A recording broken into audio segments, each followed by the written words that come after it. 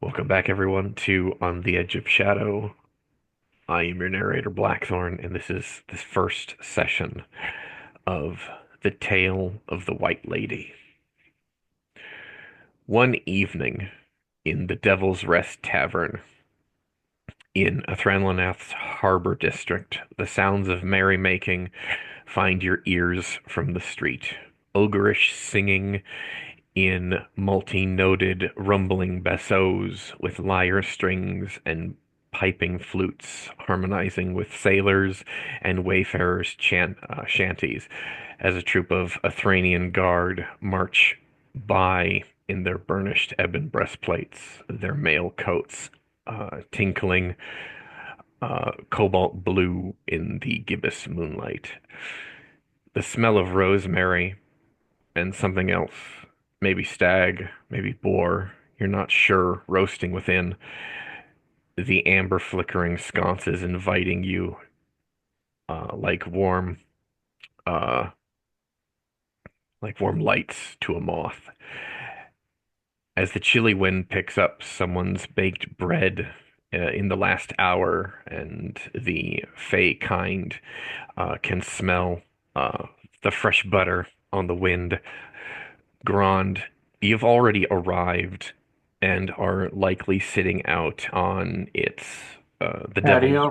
yes, it's ogre-sized patio and a wide, well-used and smoothed by the many ogreish backsides.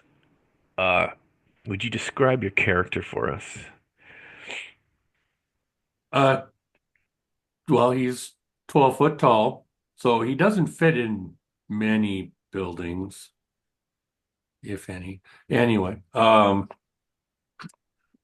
for an ogre, he is definitely broad of chest, but not like strong, not fat.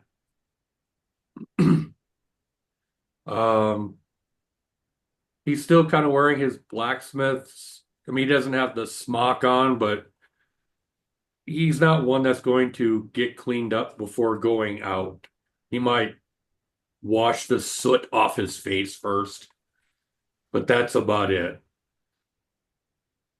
And yeah, he's just kind of sitting there relaxing with a cask in his hand. Yeah.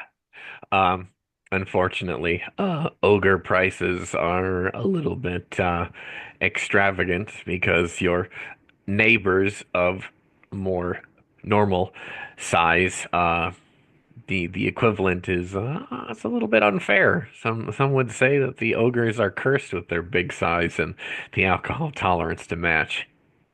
Uh, Well, and I'm sipping at mine. I'm not, downing them left and right. no, no, that's totally fine. Uh, Saz and Vason, as you near the Devil's Rest, you pull your cloaks tighter around you as you uh, pause for a troop of Athranian guard to move on by. Would you describe your characters as you cross the street?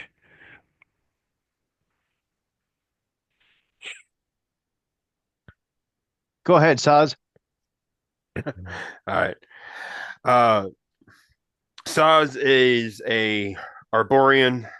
Um, stand roughly about, uh, and narrator, you have to remind me on sizes and stuff if I get this wrong because I was kind of going from the hip.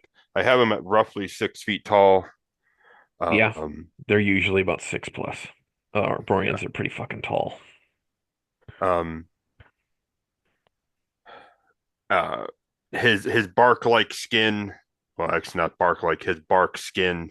Um, in modern times would probably remind someone almost of like an elm tree, uh, kind of like longer uh, chunks on there, as opposed to some trees where they're like smaller and almost tiled in a way. Um, he has a He has a wide brim hat and a cloak on. Um, from traveling, they're kind of ratty and torn. He's been on the road for a little bit now. Uh, he's kind of quiet at the moment. Um, just trying to figure out his next quarry there, and in desperate need of a drink, as he does almost every night when he relives the terrors that he's seen in his life. Um, he currently has a carved wooden breastplate on underneath the cloak, as well as greaves and whatnot to complete said set.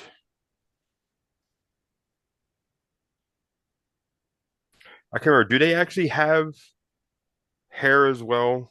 Yeah, they got hair. Okay.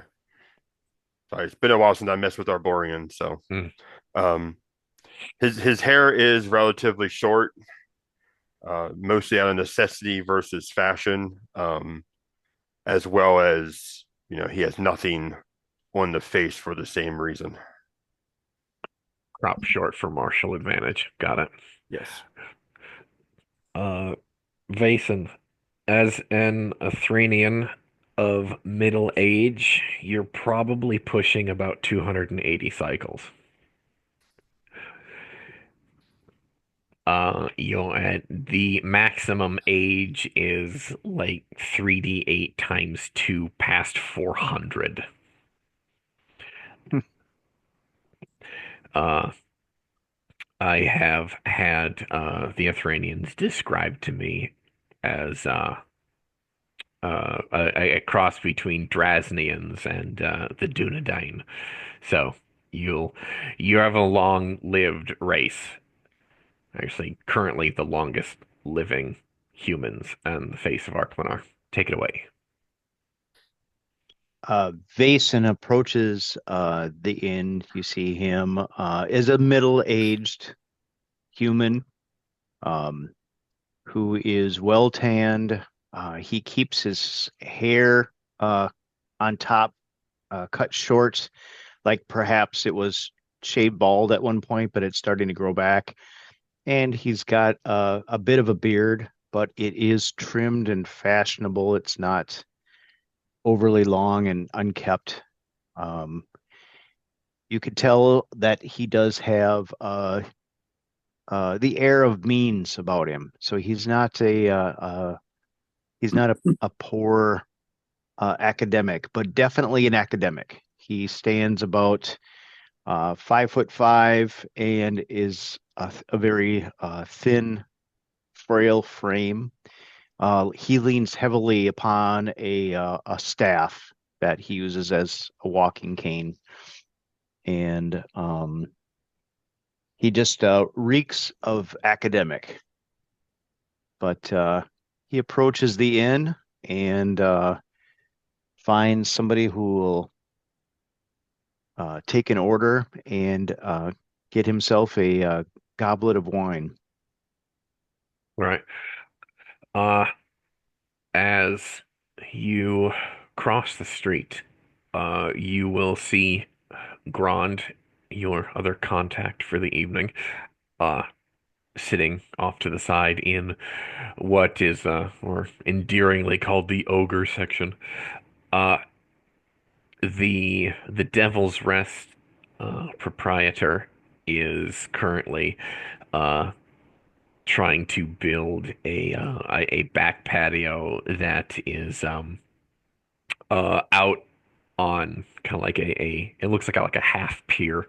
It's kind of built out into the harbor uh on pillars that go into the water there. Um, Not quite finished yet, and there are a couple humans and ogres out there doing the construction. Grand, you can watch your fellows building the place and then putting the pylons down. Um, Vason breaks away from Saz to go within, as Saz, more than likely, you break away to meet with Grand. For Vason in particular, within uh, the tavern, There are high beams of ancient oaks supporting the Oh second God, that's story. my work laptop going off. Sorry about that, guys. We don't hear anything, or I Yeah, we don't hear didn't hear anything. anything. Nope. Uh, if you got to take care of that, you can mute yourself and go do that if you I'm need to. not working. They don't pay me to, they're not Uh, paying me on my day off. okay. Uh, all right. Chances are it was an automated thing anyway, saying that the base is closed tomorrow. All right. So, supporting the second story that is as ancient to the city, or as ancient as the city itself. Within two niches on the left hand wall, is housing Athranian's most ancient gods, the god Druza and the Silent Monolith. A copper bowl sits before an effigy of Druza with holy water within it. A myriad of copper, silver, and gold. Some blue carved stone coin-like implement that you've not seen, and an electrum coin that has been split in two uh, is on your left-hand side. Uh, one of the younger serving girls takes your order uh, and brings you a goblet of wine, and you are free to go back out to your companions. I will clutch the wine and head out to the patio. Excellent. Uh, once uh, once you're back outside, what has the conversation between Saz and Grand been since you've got out there? I mean, I've been quietly eavesdropping on the workers, so More than likely, Saz would come up, uh, greet Grand. I don't know if they're close enough to do like the whole like forearm class type thing or whatnot. If not, it's just head nods to each other. yeah, Um, I'd say we are. which, of course, 6 foot tall to 12 foot tall. That's the arm I difference is I definitely I there. I pick you up. uh, Honestly, in the beginning, it's probably just your idle chatter. How'd the day go? Craft anything fun? I might need a new sword soon. The last one broke off in the head of something. You know. You guys role play amongst yourselves. I'm gonna hit the bathroom quick. Now we're gonna have to figure out a stronger metal for you then. Yeah, well, they gotta get softer heads. I'm sorry. Okay, I mean, most blade sharpness tests use, gourds for the testing subject. Large pumpkins. Anything harder than that, you're going to run into problems, especially with copper, bronze. I mean, they're just too soft. Right. That's all we have that I know of. Right. Right. And if Uh, there is something new, no one's told me. So, and of course, his voice is way deeper than mine. right. True that.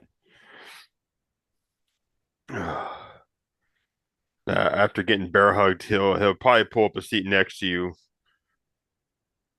wave someone over for a drink, and probably just people watch with you, honestly. Well, my eavesdropping is mainly to see, should I be expecting people needing to have tools repaired tomorrow? Yeah, right.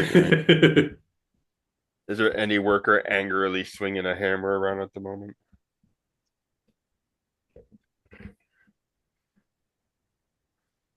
Oh. Vason will come slowly shuffling over, careful not to lose any liquid from the wine goblet that he's carrying. Sorry, gentlemen, I'm back now. Continue, please. Gentlemen, may I? Certainly. He'll politely nod to both of you and then pull up a seat, But adjust I could his. probably fashion something a little sturdier for a staff for you. I have I have an interest in that. However, I have certain conditions of anything I might use to contain a moderate amount of silver for the work I do. Well, supply the metal, I'll do the work. I would like that. I will have to visit you on some ideas I have.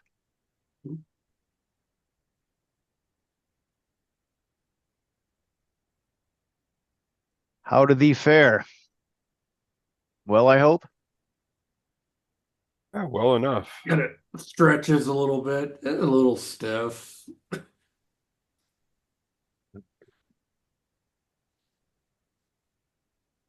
Can't complain too much lately. It's nice to be in a cool area for a change of scenery. The forge gets a little on the warm side. In Well, the oh, sorry, go for it, Terry. I was just gonna say, don't hesitate. The offer comes both ways. That if you have aches and pains, you can come visit my shop, and I can see what I can provide for you as well. And because I don't go anywhere without my blacksmith's hammer. It's like I swing this 8 to 10 hours a day.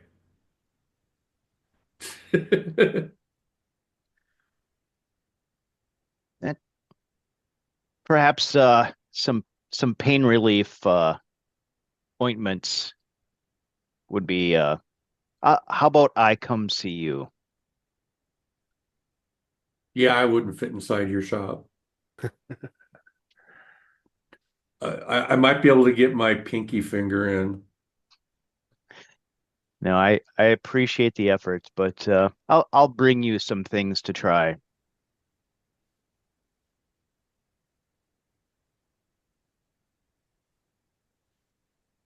As the three of you are conversing pleasantly, um, it is a little for autumn in Athranlanath. It's a little bit fucking chilly.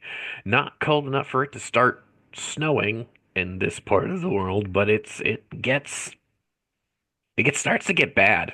Uh, for Grond, who has his back to the bay, uh, a damn near icy wind cuts through your tunic and the cloak that you have half draped over your back as a blanket.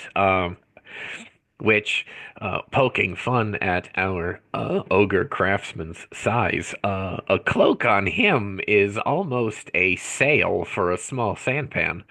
Um, but as that icy wind uh, cuts into him, saws, you try and bring your ale to your lips as the wind blows across your fingers, and you have to quickly set the glass down and then clasp your hands like that. It's not an unnatural wind, but it was a completely disrespectful gust of wind that forces the three of you to say, I'm not staying out here anymore. And as you say that, it starts to drizzle, making it even more unpleasant. Uh, Fortunately, the Devil's Rest has an ogre-sized door, uh, which, The name like Devil's Rest, you'd think they would have larger size entryways. yes, for even in this establishment, the devil must rest. So you reconnoiter within the safety of the tavern. One of the younger girls, she's a cute little petite thing, sees Grand have to partially stoop, get his head down to get through because of his Limbo underneath. a little bit. Yeah, right. She gives you a beaming, beautiful smile, and then she kind of guides you through the door and gets you into the ogre section. Uh, she pulls out what looks to be um like an enormous like somewhat rectangular fucking futon. It's essentially a seat cushion that's like the size of an air mattress for us, but for y'all people of your size, it's a seat. And this she maybe is like 110 pounds soaking wet, and she's struggling with this huge futon to bring it out so you can actually sit down. Uh, how do you wish to proceed? Bow my head to her, say thank you, and try to gracefully put myself down on this cushion. Not my usual forte of just kind of plopping down, but because I don't want to go thud in a public place. Yeah, no, no, please don't. You'll knock some shit over. She uh she leaves uh and tops off your growler that you have in your hand. Like In she has to she the actually it's like cask. yes, that thing. They just need to bring a new cask out. Right. That's what I But mean like by I don't topping think off. I'm not drinking fast enough for her to even need to worry about it. No, okay. She's being polite. She's shaking her money maker for those tips, sir. Come on now. Let her let the girl cook. uh so our humanoid associates, you can grab your uh stools and sit at this enormous, almost flagstone like table off in a corner and resume your conversation. Um, your uh, as the uh, kind of the excitement of relocating indoors dies down, a another Athranian comes in. Um, uh, Vason is old enough to be this young man's like great grandfather.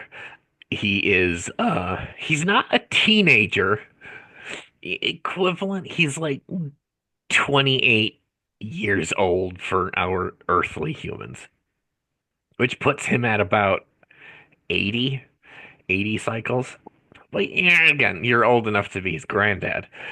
Uh, he he's clearly disgruntled and in a foul mood.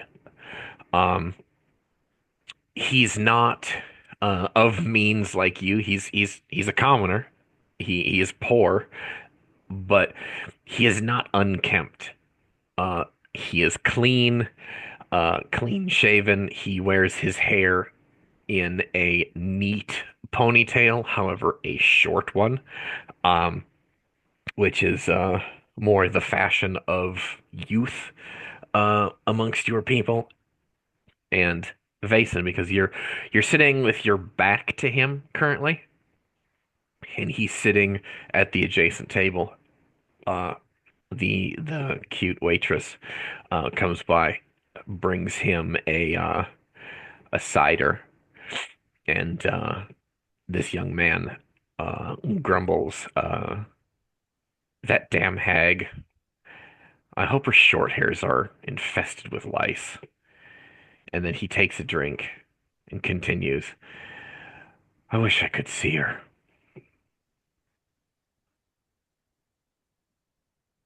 You get the feeling that he's talking about two different women here. I'm just making, trying to figure out if he's talking about our waitress. I would assume not. You can assume not, because our waitress, our barmaid, is absolutely the opposite of a hag. She's actually Right. a pretty young thing. Which would mean I would suggest that he see somebody about his poor vision issues. Do you say that to him? No, because I have no idea who he's talking about. But that's those are the thoughts in your head, like the circuit Yeah. thoughts. Ah, okay, cool. Continue, gentlemen. The floor is yours. Vason is paying attention to the companions, our companions. Um, but he is side-eyeing this guy to find out, to figure out is this somebody who's had already too much to drink? What's his deal? He's talking to himself. And I thought he was referring to the waitress as well. And since I have my back to him, I can't see any gestures or body language or anything. So I'm just kind of trying to side eye what's going on to my back. Uh, you can make a premonition test if you want. Uh, First roll of the evening. Woohoo. Saz can actually see this guy. He's like well within, in the orientation on this table. Vason has his back to this newcomer. Grand, who is like three heads taller than everyone, has this almost bird's eye view of the entire tavern here, which, Grand, you have a great view of all of the eye candy here, you lucky bastard. And it Well, smells nice in here. It's well lit. It's fantastic. I'm going to look around and see if anybody else picked up on this guy's comments. It seems like they're not paying attention. It's it's not hopping in here, but it is a busy evening at the bar.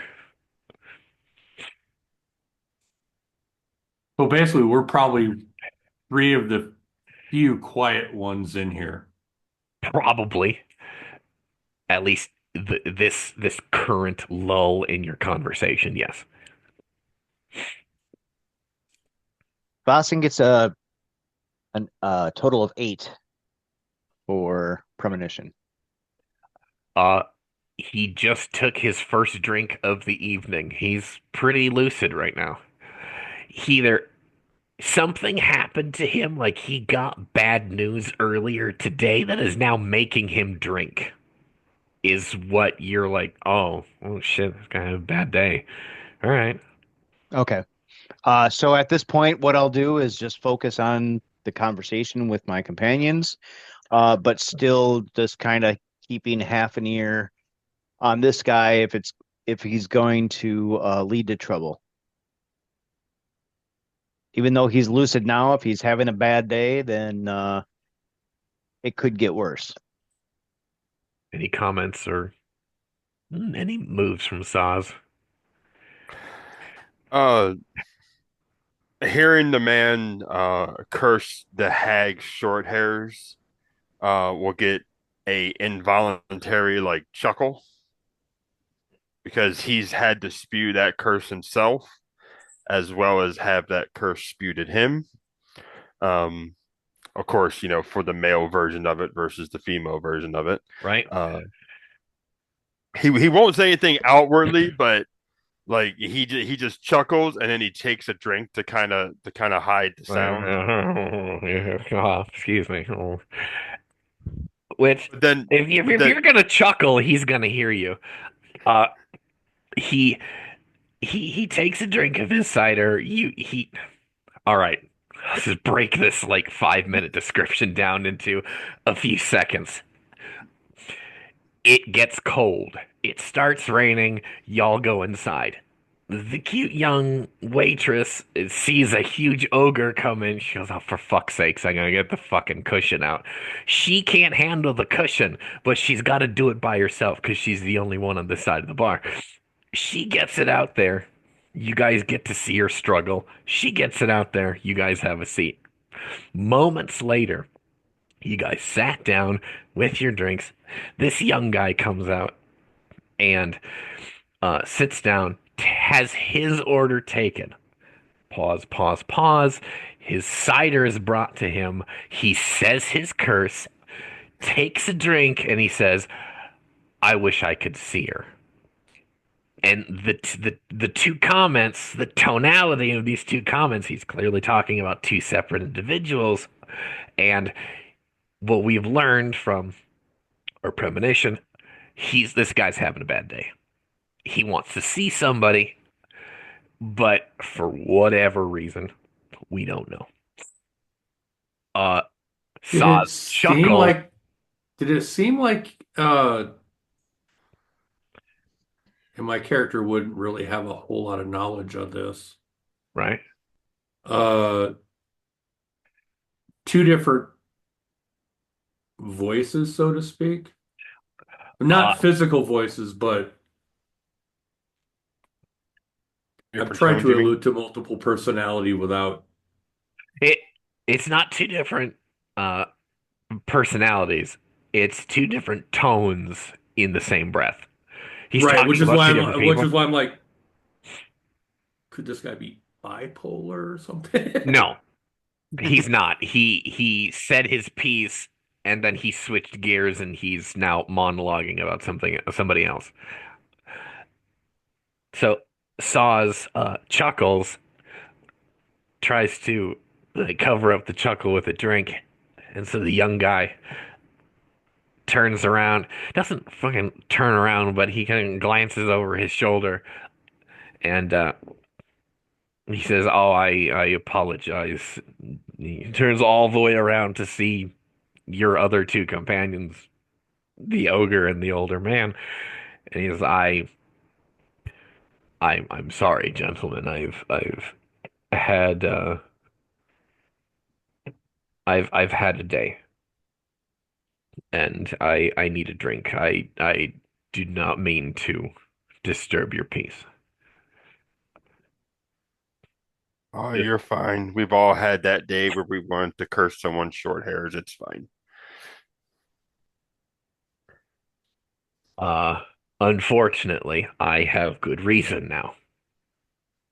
Uh, the woman I have been courting, is the new, the new, dancing girl at the tavern, called the Phantom Whale. And her employer, the hag I spoke of, has her, she has her booked all this chain and the next for the entirety of the Harvest Festival, and I want to see her. She only works at night, and she forbids me from seeing her during the day. So,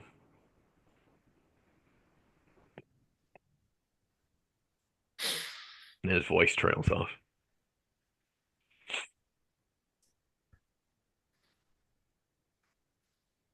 Well, here, come over here. I'm assuming there's still room Oh, at this big it's ass futon. it's an ogre table, yeah. So Yeah. there's plenty of room. Come over here Yeah, and sit down. let's scooch over. He raises an eyebrow. He says, "Are you certain? I don't wish to intrude on your When gathering." when he says that, Saz is there gonna put his tankard down. He's gonna give him that dad look almost and be like, "Did I stutter?" All right. He Sit. gets he takes his cup, grabs his chair, and he does this 180 and then sits. I'm gonna say sits between Vason and Grand. If he takes a complete 180, takes 2 steps, that's where he is on your table. Right. Narrator, can Vason, like now that he's sitting next to him, Yep. regard him in a way of basically metagaming here? I want to do like a danger sense to see if this guy is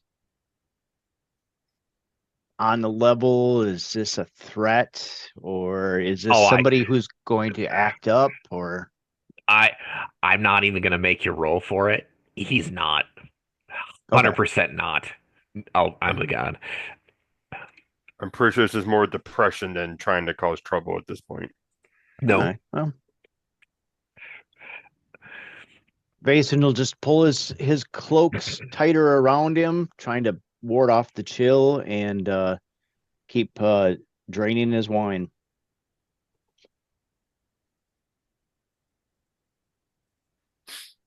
So she won't let you see her. Just just cuz? I She mean, she I'm assuming she's that much of a hag. She just wants to be petty. But No, the woman I'm courting is not a hag at all. no, Quite the opposite. the proprietary. The proprietress of the Phantom Whale is the hag Yes, who yes, yes. monopolizes my love interest's time in her evenings, and my love interest forbids me from seeing her during the day. Why? I don't know why. She just tells me, and because I care for her, I obey. Oh, well, if she dances at night, I assume she must sleep during the day. She's keeping owl's hours. That is my guess. I I tried coming earlier in the evening just after sunset, and there was a handful of times when we could be together, but now I am banned from the walls of the Phantom Whale because the hag will not take my coin. She says that I am distracting her entertainer. I am not allowed to go, and Theoden will not see me during the day. I'm a winemaker. I keep the opposite hours. I'm not a merchant, as you see my dress.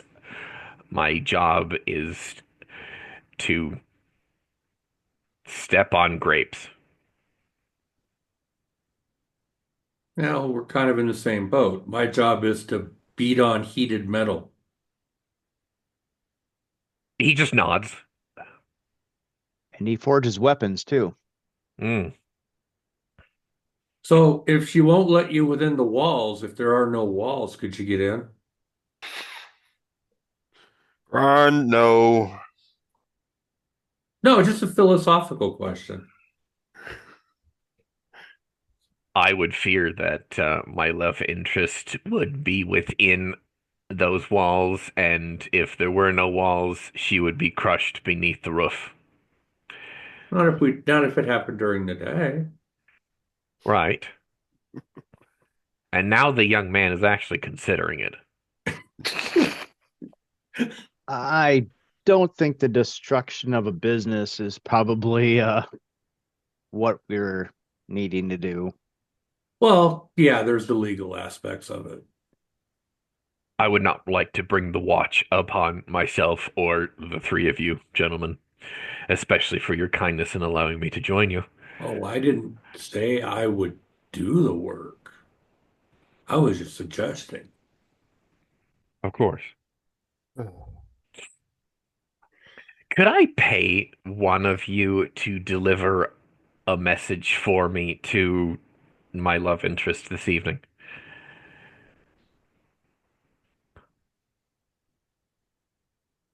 We've got nothing going on. I can't get in. I believe the Phantom Whale has an ogre door. At least one. Fucking limbo my ass through. Okay. The ogre door is typically the back door of businesses. No, more the side door because the back door is too close to the kitchen.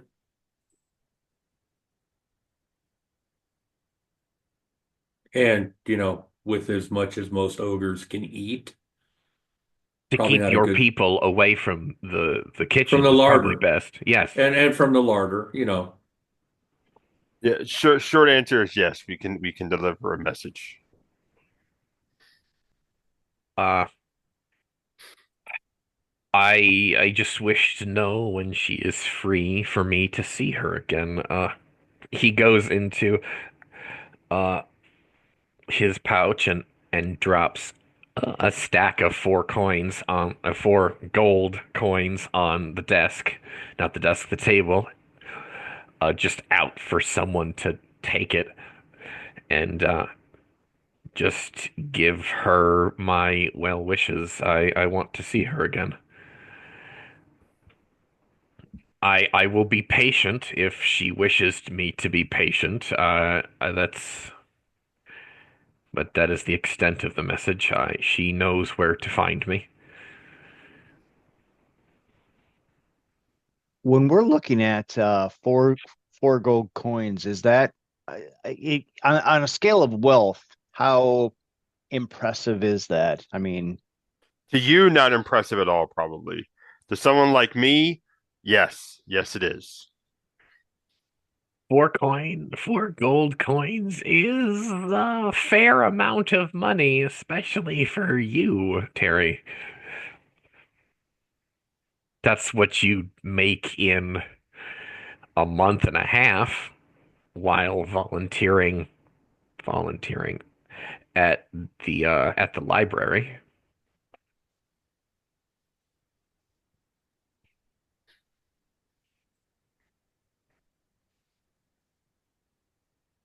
all right, I'll make a move to collect the coins then. All right. Is it a written note that you want us to pass off? I Uh think it was verbal. he I can pen it if Well, I guess I'm wondering, do we need some proof that we're actually relaying a message from you? oh, yes, of course. Uh he goes into Because we could be anybody.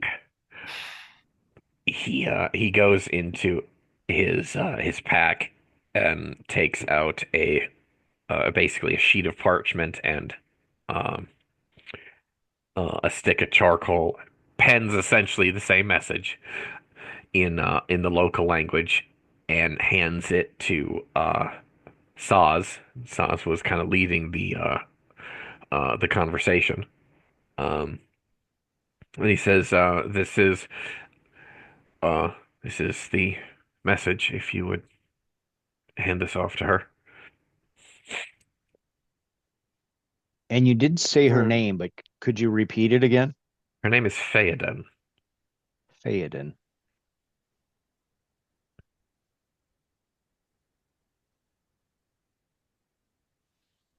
And your name again?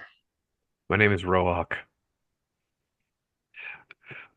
I will put that in the chat. Thank you.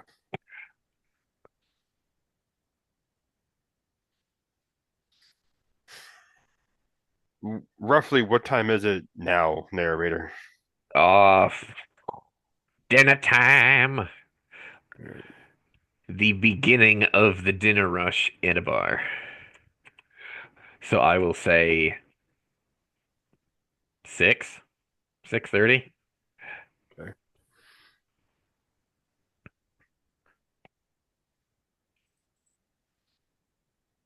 Hmm.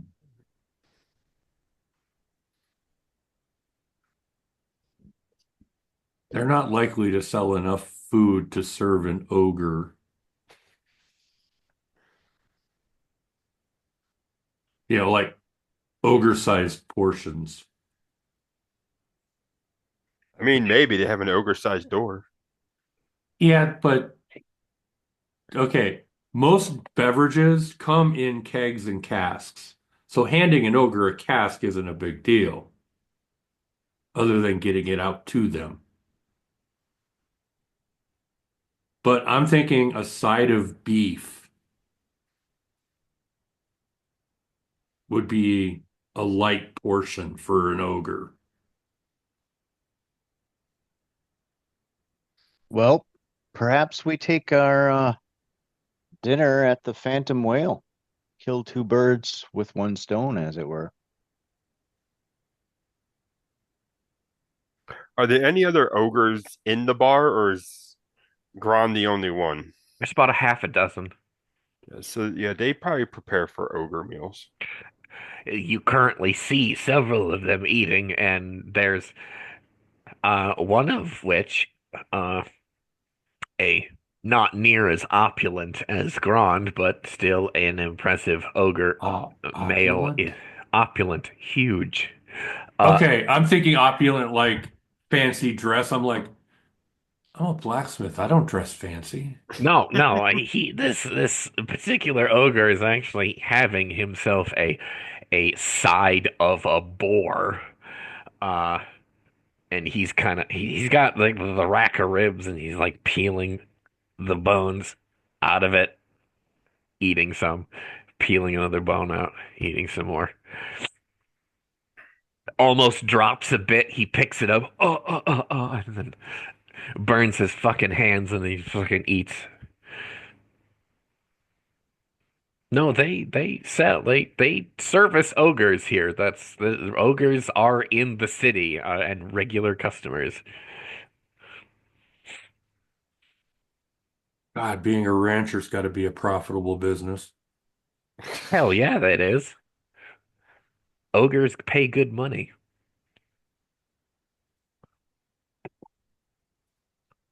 Well, it's up to you, Gron. If you're the one being hungry, we can either eat here or see if the other will Yeah, support let's your habit. let let's go ahead and do as Vassen suggested. Just two birds, one stone. Message delivery and dinner. Works for me. Now, do I have to leave my cask here? I mean, I've been drinking out Is of it it. is it the refundable cask? He gets his nickel back if he turns the empty cask back. Well, I mean, like your goblet you'd leave on the table. Yeah. No, you're paying for that cask, your cup. You hold on to that. They make more money on the alcohol than they do on the barrel. Congratulations, you have a collectible now. No, I have something to stoke the forge with tomorrow. All right. Right? Yeah, you can peel that apart and use it as kindling. It's it's got burned into the side. The Devil's Rest collectible souvenir cup. Oh my God. Oh, Well, see, you put the plank with the establishment up on the wall, so you keep track of how many times you've been to each place. or or in true barbarian fashion, drain it, smash it on your head. Yeah, yeah, yeah. All right. Saz will drain his mug, put down the money needed to pay for his drink. There. And Roak bids you three a good evening and thanks you again for your your help. Well, how long are you going to be here? Because once we get deliver your message, I'm assuming she'll have a response. I'll be here for most of the evening. I'll be here at Okay. least until midnight. Well, if we get a response, we will, one of us will come, at least one of us will come back and let you know. Thank you, sirs. I appreciate your kindness. You're paying us. It's not really kindness. You didn't It's have still to take the kindness. job, but No, Roak stays at well, he actually gets up from the ogre table and then goes and sits at an appropriately sized table nearby. So he's not taking up an enormous table.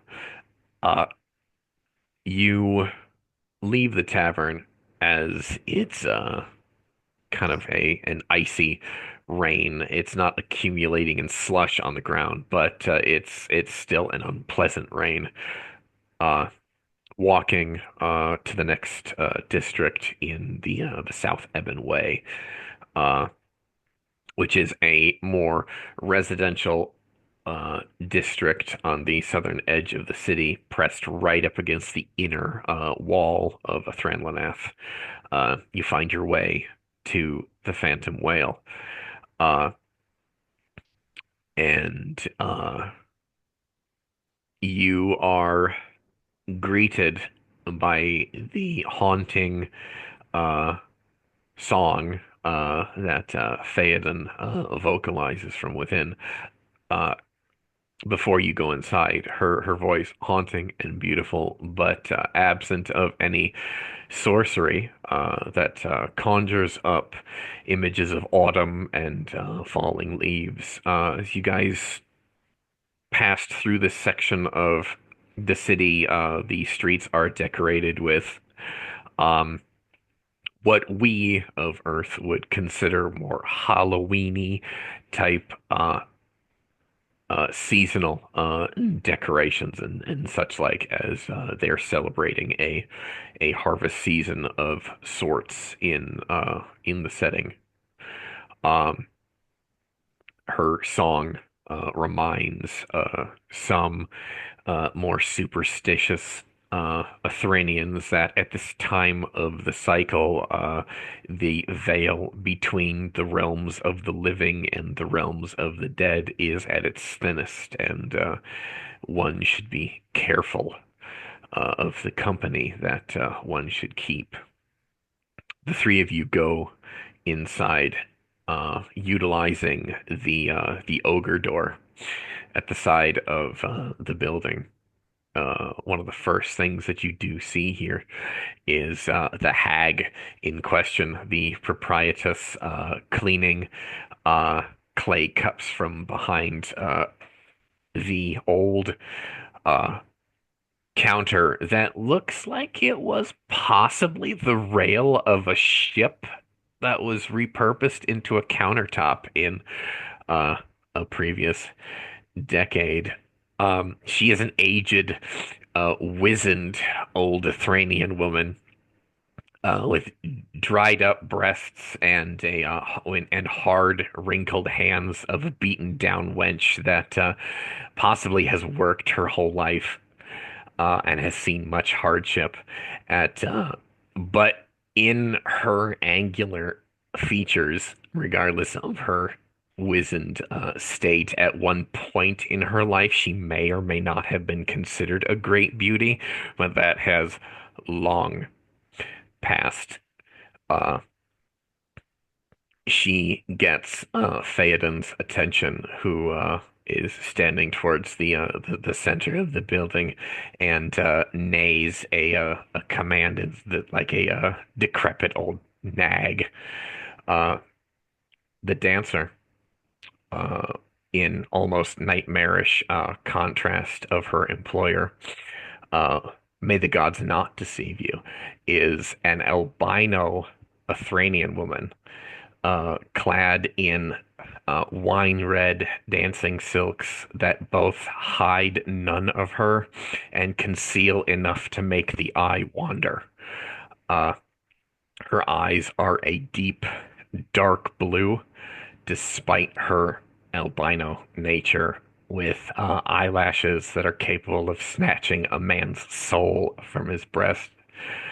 Uh, she is pale as the moon, with radiant silver white hair tied up with an orchid adorned braid hanging to her shoulder blades. Her lips are painted in a deep dark red that's set off against her fairness.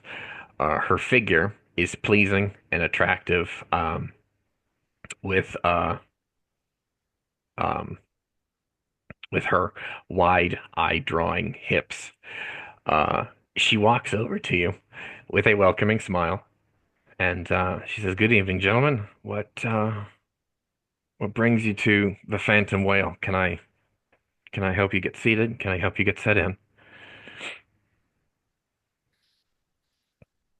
Yeah. Yes, we'll need an ogre's table and place an order for some food and drink. She smiles, giving you a winning smile with um a 14 in her allure. She kind of snatches at you, uh, Terry. That her youthful beauty has it kind of grabs at you like, oh, ooh, girl, oh my gosh. She smiles and uh turns, uh letting you see most of her, and she leads the three of you to an ogre table, and one of the younger, not, I shouldn't say younger girls, one of the other Athranian um, barmaids takes an order of your food, and Theoden stands nearby to make sure that you guys get settled in. The floor is yours to continue as you wish.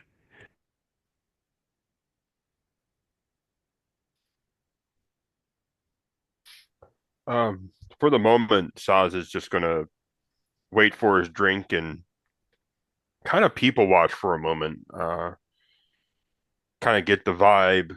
Um, see where all the hag goes because he could already tell from the beginning that she might pose a problem in general. She seems like a wizened old bitch who gets her nose into everything. Yeah, she sticks her hag nose in places that she has no business. Typical Bronze Age Karen, Yeah. who also is a business owner, so she's like cranked that up to like 14. Goddamn church biddies. Uh, but no, she. Vason Oh, sorry. Go Vason's for it. going to lean together towards the companions and say, "Let's let's get our food and eat before we pass a message on, just in case that doesn't go over well. At least we can enjoy our Uh, meal first. Not a bad idea. Once. We'll fi Oh, fill sorry. our Go. bellies and we'll fill our bellies and then earn our coins." Fair. Uh, uh, once the three of you are settled, Theoden goes back to basically the center area of the tavern and sings. Um, she she really does set the mood with this place.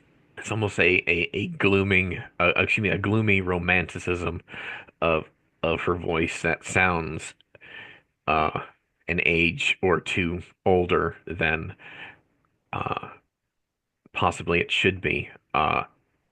As the longest lived of the party, Vason, you actually have a an appreciation for music and singing from, well, a century ago.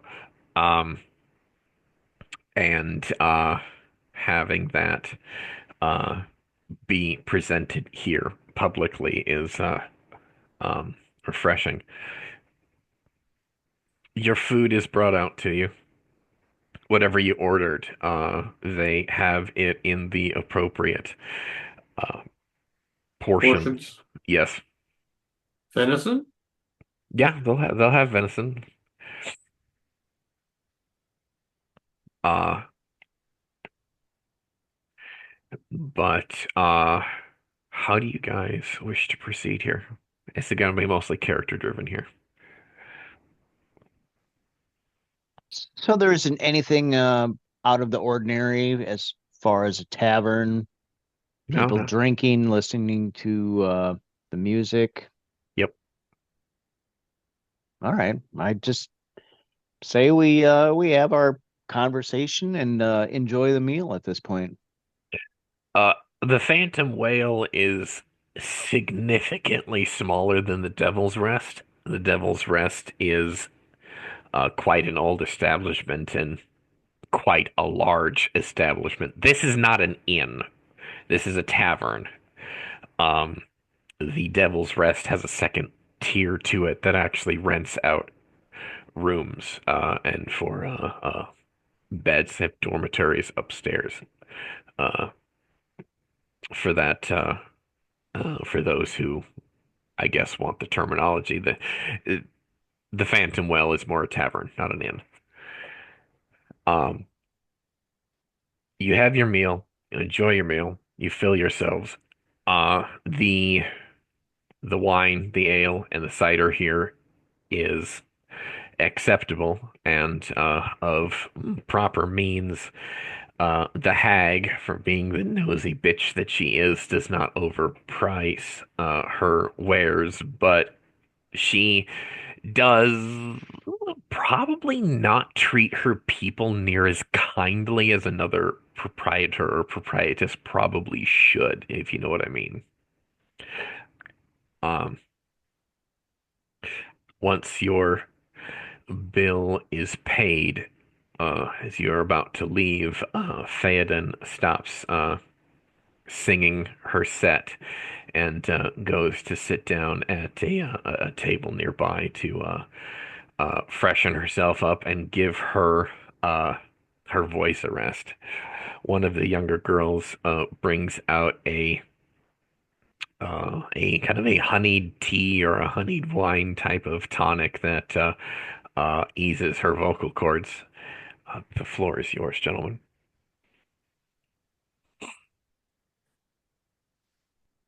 Well, if we've finished eating and paid our bill, um, Saz, do you want to do the honors? Yeah, Saz will do it. Yeah, so he'll drain his tankard, finish his last morsel. He's actually surprisingly a pretty clean eater. He actually takes due diligence in making sure his hands and his face stay clean, no matter how messy the food is. Um, Not quite OCD wise, but enough that like he really wants to keep himself clean. Um, so after doing all that, he'll stand up, kind of straighten out his clothes and his cloak, and make sure he has that note in hand, or at least in his pocket, um, and walk over to where Theoden is, um, giving some space though in case one of the other servant girls is still there or she's in the middle of eating or drinking, and basically waiting for her to see him and probably give that eyebrow like, "What do you want?" Which she does exactly that. Yeah, I kind of figured. Um, but he'll take another step or two forward and he'll introduce himself. My name is Saz. Um, Coming through in between jobs. You have a beautiful voice. Keep in mind, he is, and I don't know if you want me to actually roll for this, but he will actually do his damnedest to look only at her face. Uh-huh. Swear to God. Because everything on her is great.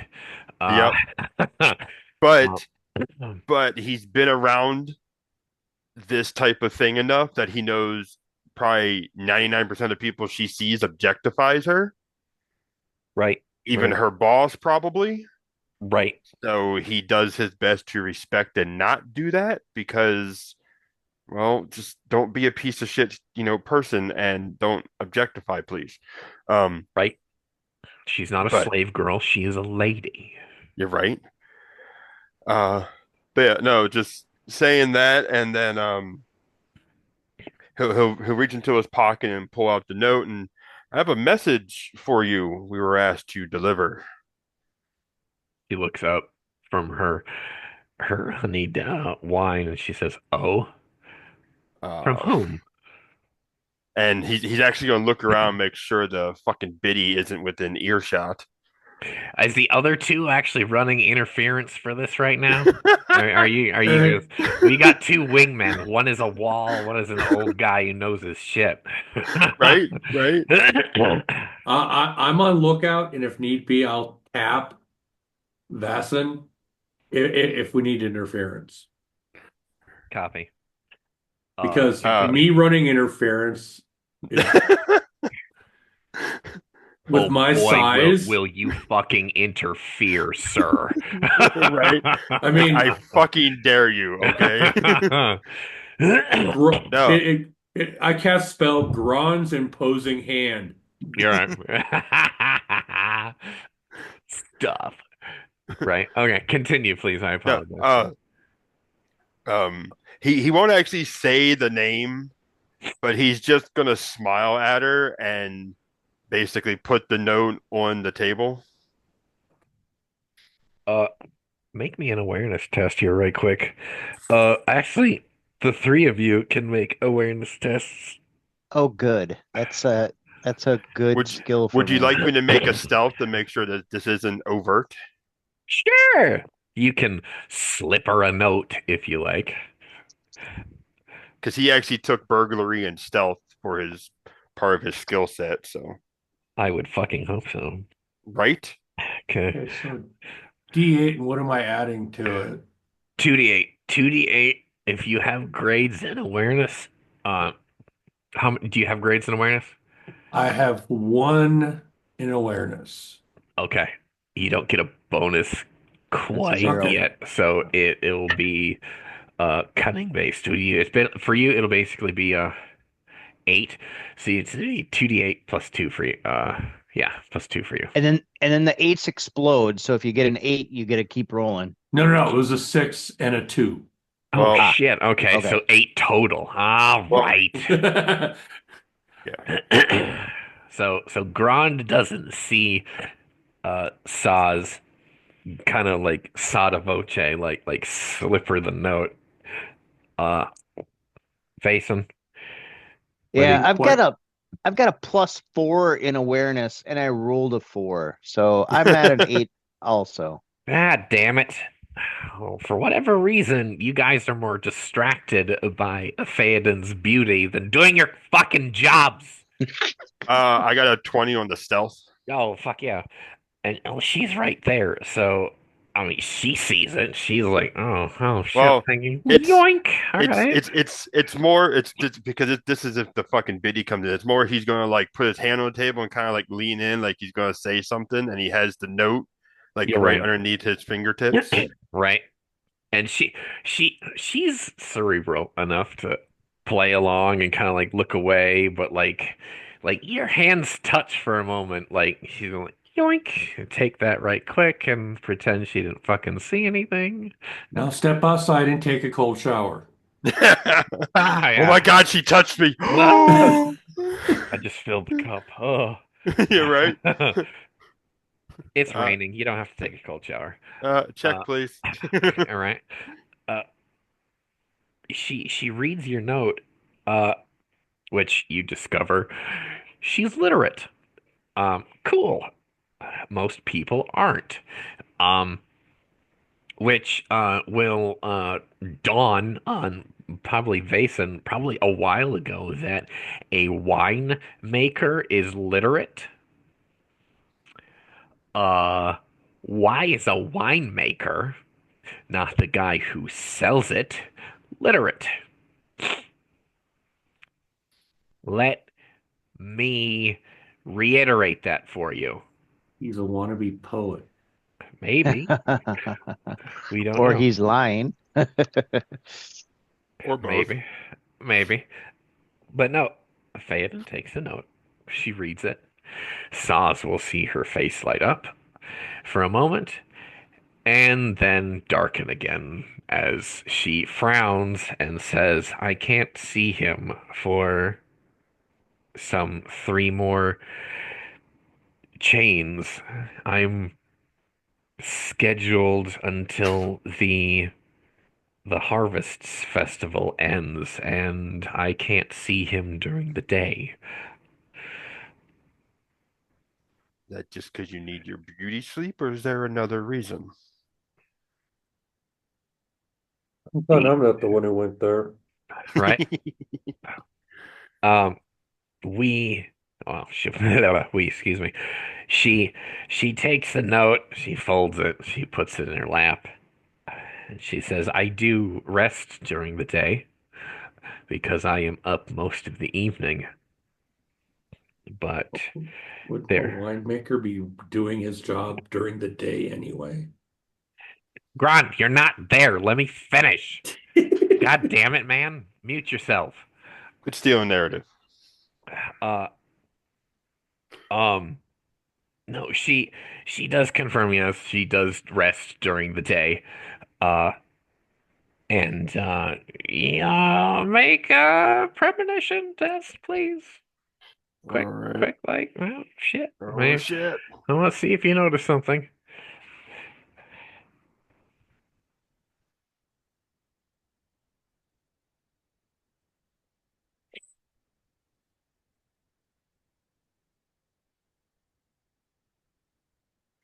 It's going to be a 15.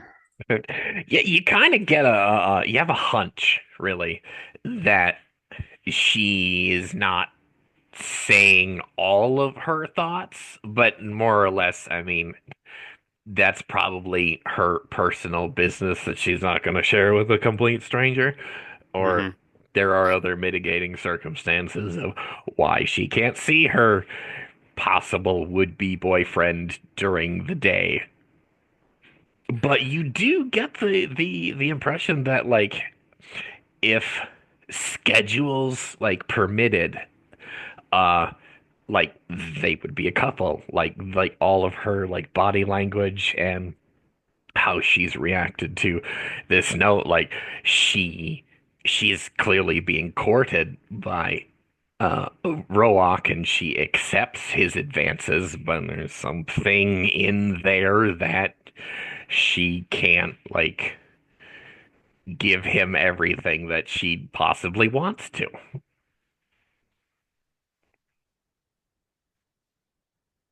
Hang on.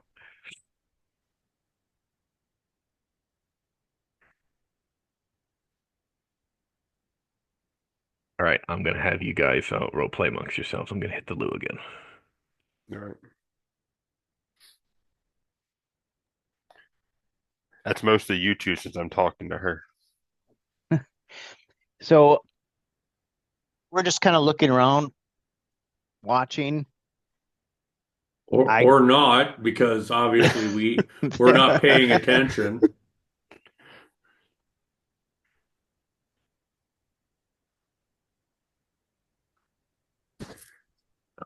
Fuck's sake.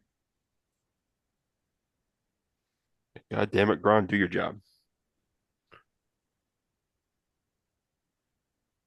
Well, I'm working on it. Fasten's watching the people eating and drinking and thinking that wine wasn't terrible. I might have another glass. I should have ordered the whole venison. All right, I'm back. What's up? What I miss? Regretting dining decisions. Dining decisions. Why? I should have ordered the whole venison. Oh, fuck, you're still hungry. Okay. This is gonna take a page out of John Panette's comedy. I'm starving. I'm still hungry. I may the gods keep and preserve John Panette's soul. He's a fantastic dude. Uh, He went up to the buffet in the sky. He finally got that all you can eat he wanted. fuck yeah. He's still eating. He's been dead for years. He's still eating. Uh, But what's yeah, the party's next move? Vason and Gron were talking. I'm still talking Theoden. Yep. Um when she gets done and she kind of alludes to I can't see him during the day, but I'm not going to give you the whole reason. Yep. Saj is just going to give that dad slash hunter look, like raise an eyebrow, but he's not going to question it because, obviously he's going to respect her decision because, oh my God, why not? Um, Right. he will, however, ask if she has a message to get back other than, I can't see him for three more chains. Good call. She uh she turns the uh the note like over, and actually she kind of like kisses the inside crease of it, which she's gonna leave a bunch of her fucking lipstick on there, and then fold it up in quarters and then hand it back to you. And she says, tell him I can't see him for until after the Harvest Festival is finished, and then I will see him. I will see him as often as he wishes. Uh, and until then, she can't actually commit to him. She's a lot more flowery about it than how I'm Hmm. being currently. But um, at that point, she's about to say something else, and then the hag barks something at her, and she shoots you like a really serious look, and she goes, "You three should leave." Like you're like fucking deadpan. You three should leave. Okay. Okay. Which with that he'll palm the note, take a step back, give a nod and a slight bow to her, just kind of side eye the hag, Like, and woman, you just got fucking done making her sing for like 2.5 hours. You want to keep her doing that? God damn it. well, I mean, otherwise, I was about to say, I was gonna try to book some time with her, but I guess she just lost out on the coin. Yeah. Actually, no, he is gonna say that. He's like, all right, well, I guess you don't want my coin. That's fine. We'll get going. And he'll just turn to Vaden and Gron and kind of do the head nod toward the door. When she said you should probably leave in that deadpan, I was already standing up. Uh-huh. So, the three of you, uh, I'm assuming you try and reconnoiter to, uh, the Devil's Rest, correct? Yeah. Yeah. Okay.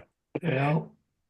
Do the through. How do you describe for me, like, how, excuse me, I beg your pardon. How do you guys travel through the city? Do you guys take alleyways? Do you guys take shortcuts, or do you guys tend to try and like stay along the main roads? How do you guys, what are you guys doing?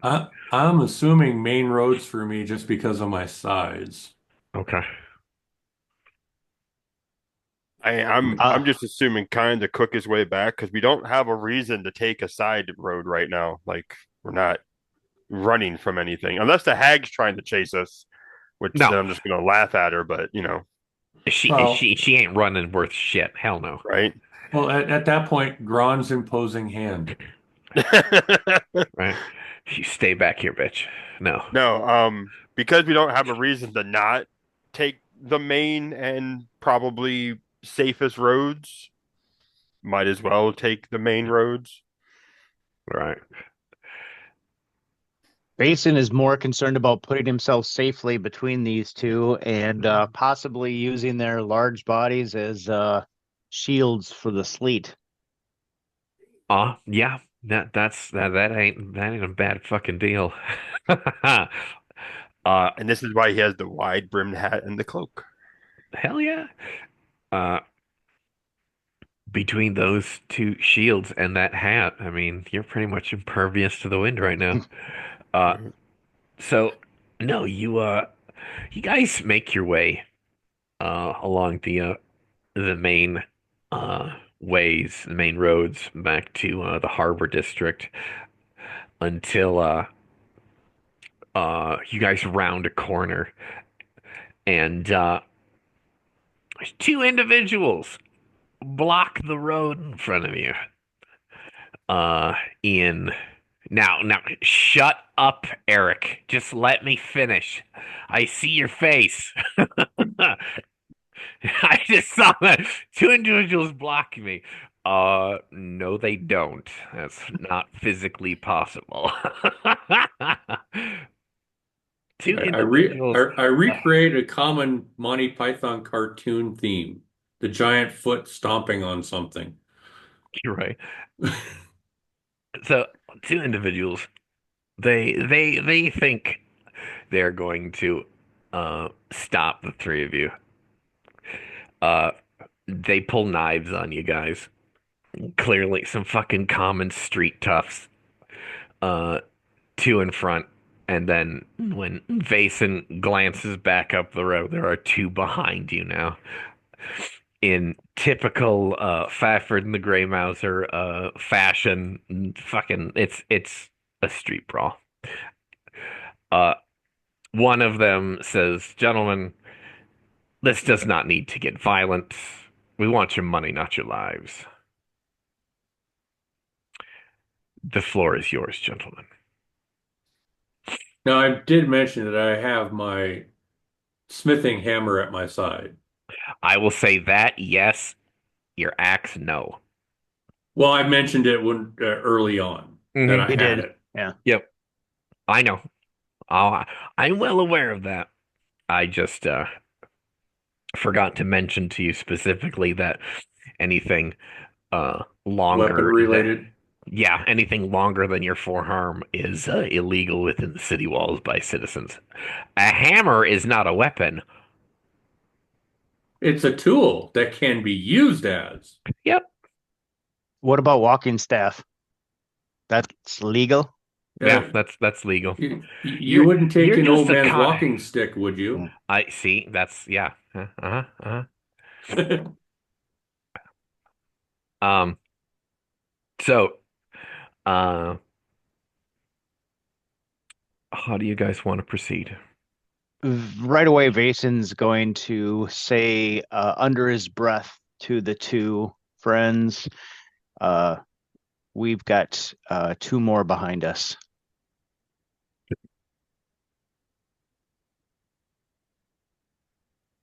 I was between Do, jobs anyway. do these guys look like normal foot pads or like they were looking for us? They look like typical footpads. Okay. Common thieves. They're there's no like thieves guild heraldry on them. They're just out to fucking steal. Not my fault for being the biggest and the strongest. I don't even exercise. No, it's not your fault. It's your mom's fault for having you. I call it good genetics, but You see, hey. yeah. Shame on her for having a healthy, loving relationship that produced you. Shame on her. How dare you? Granted, How dare I'm not your typical ogre no. per se, but I make myself useful. Yeah, you do. So, gentlemen, what are we How doing? many how many people try to mug an ogre anyway? They're fucking ballsy, is what they Yeah, are. you're right, right. A fucking Or ogre and an suicidal. Arborian, yeah. Is psychiatry a thing in this realm? I No, mean, Yeah. these guys need help. yeah. Saz will actually see him, and then he'll kind of side glance to behind him, see him just pull out knives. He'll actually roll his neck, bring up his fist, and be like, "I needed a replenishment, and I'm between jobs." And I just kind of, hand on the handle of the hammer, un detach the loop from my belt so that it's kind of sitting free in my primary hand. hmm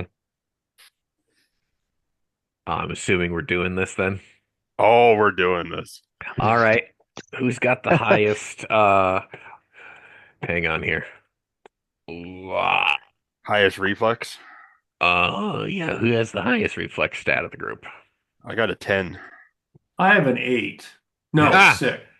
a six. Okay, 6 because of my being an ogre. Yep. Yeah, I've but got a you 6 as can't, well. Okay. Taj, So, you can't match my physique though. uh-huh. 18. What you got, like a 16 or something? 18, nice. Yeah, Dang. He's I get, got a +7, I believe, bonus to yeah, to his physique. Yeah. So I have, Saz, make your reaction test, please. yeah, I have a 10 physique and a 10 reflex. Oh, oh shit. So the street toughs, these foot pads make their reaction at a 17. It's a 17 to beat. All right. And this is just going to be a 2d8 plus reflexes test, I Yep. think. Yeah. I'm still playing with reaction. Still playing. Eventually, I will nail down a mechanic that I actually like. Uh, yeah, well, guess what? They lost.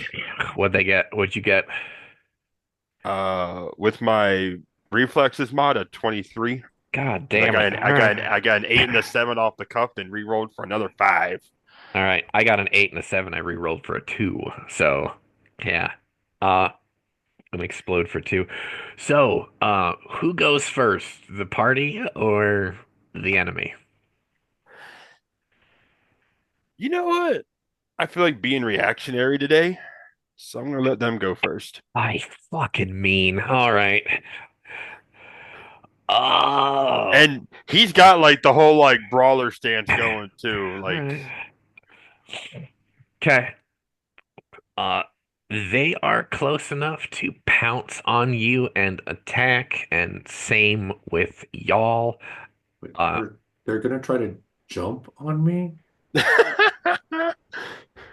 it's a hell they're Good of a luck leap, with isn't that. it? they're gonna try to. I am not saying They they will succeed or they not. might get up to my waist. I'm aware of that. Just let me finish. Uh, Vason, uh, you in particular will see this. One of them behind you, kind of like flicks his wrist and he produces a damn the gods, a fucking wand from his sleeve and fucking levels it at fucking Grand. Of God course he does. damn it. Okay, he fucking levels a fucking wand. And the thing is, the thing is, uh, I need, I need Grand to make a defense test, which is, it's going to be 2d8.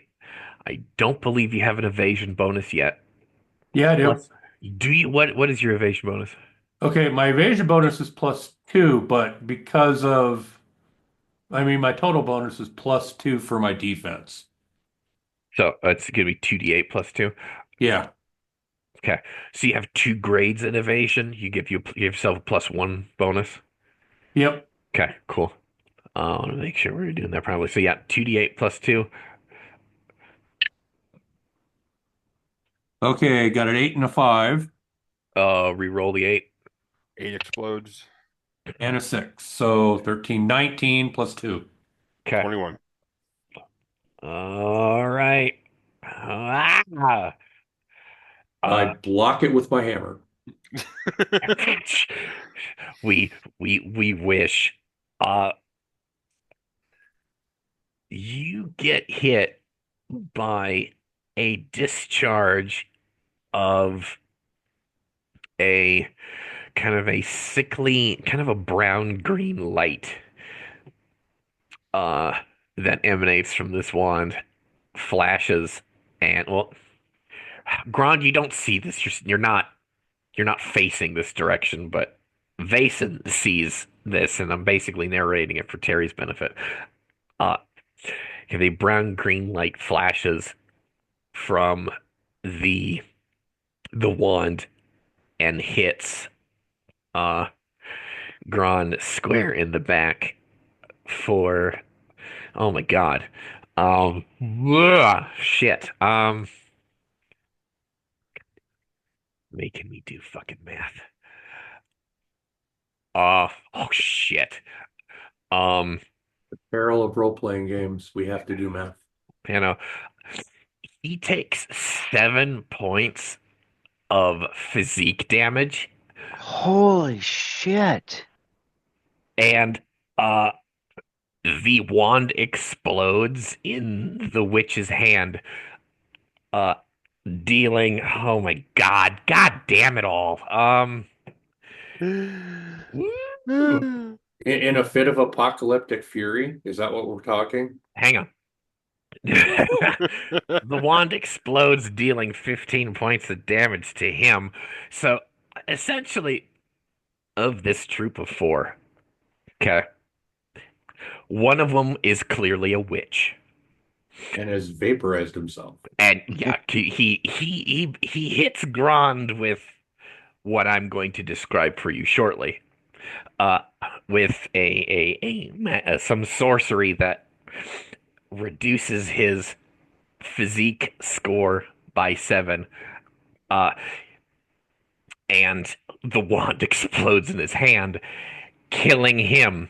So within like seconds of this combat happening, we're already down one combatant, and Grond just took a shit ton of physique damage. So Right Grond, up Main Street. Grond, you get hit by this bolt of sorcery, and you feel cold, incredibly dirty for a few moments, and then you got to take a knee because for whatever reason you feel extremely weak right now, and that was that Oh, thief's turn. well, yeah, I just took almost a third of my, or a little over a third of my physique. Right. uh Now, in this split second here before I go on to the other thieves, Terry, if you wanna make a reactionary skill test, you're more than welcome to do so, or you can wait for your turn. Um, reactionary skill test for what? What the fuck just happened? Oh. Um, yeah. What modifiers am I looking at? Any skill bonuses? I've got danger sense and awareness. Do you have a cult? Excuse me, a esoteric lore? I do. Roll that. All right. You're I trying figure to what the fuck identify just what the hell just happened. happened. Sloppy dice. Hold on. Sloppy, sloppy.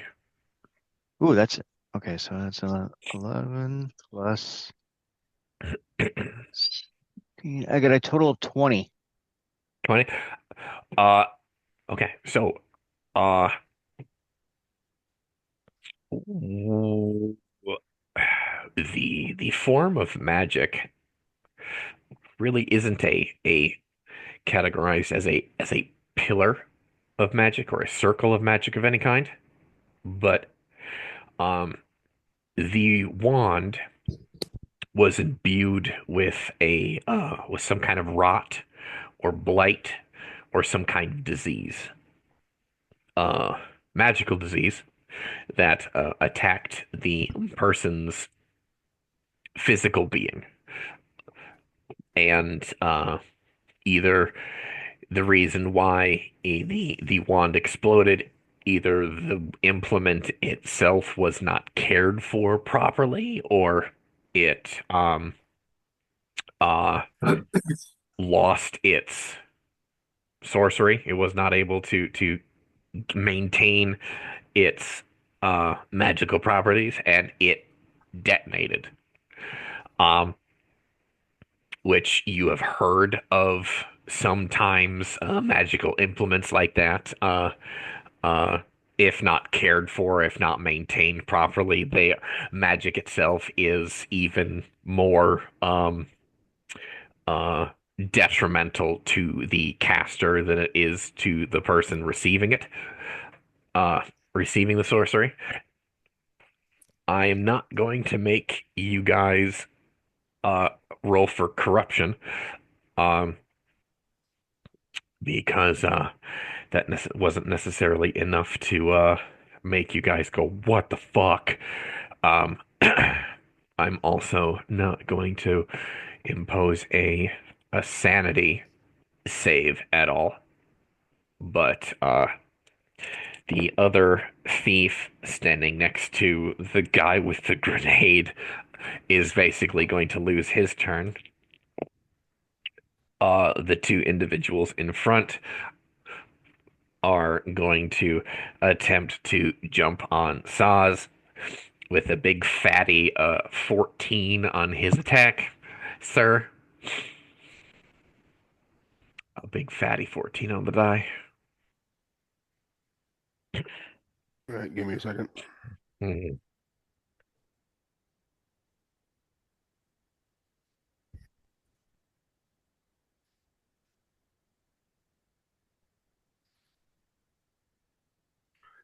All right, well,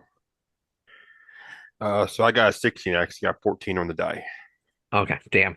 All right, that attack isn't going to land.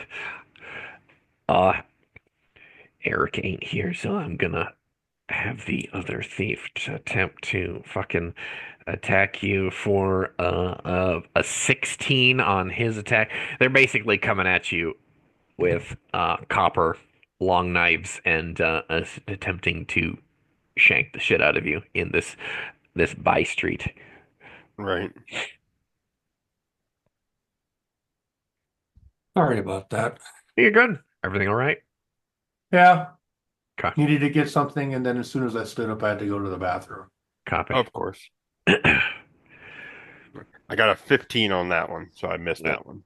Uh, he is going to deal 8 points of damage to you. I do That have would. I do have my breastplate on. I did say that in the beginning. Okay. Make So you your want armor me test. It's wood. It's a wooden breastplate, right? Yeah. Okay. It's a lot fucking heavier. It's a breastplate, but it's still fucking. It's heavier. Yeah, I Um, gotta upgrade that thing when I get a chance.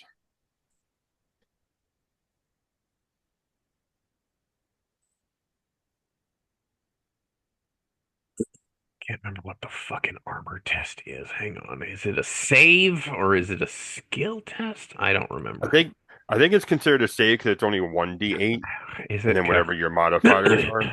Okay.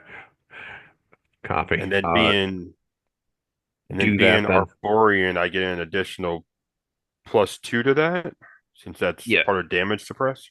Yep. Your skin.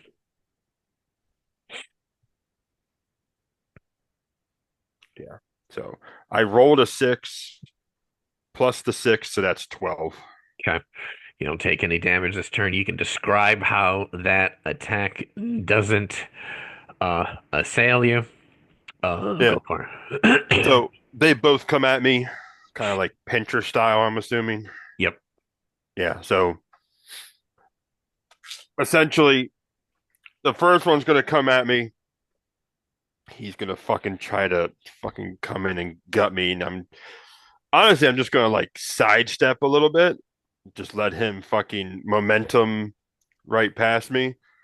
As that happens, in whatever lapse of judgment at the moment, the second guy will come in and basically scrape along the top of the breastplate and probably along my left arm. Hmm. But due to the bark in the breastplate, it's not going to do anything. And I'm just going to like give him that steel glare, like, fucking really? And then all he's going to see here in a second is a fist coming at him. So, Okay.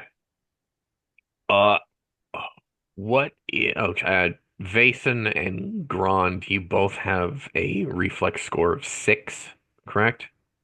Right. Okay. Correct.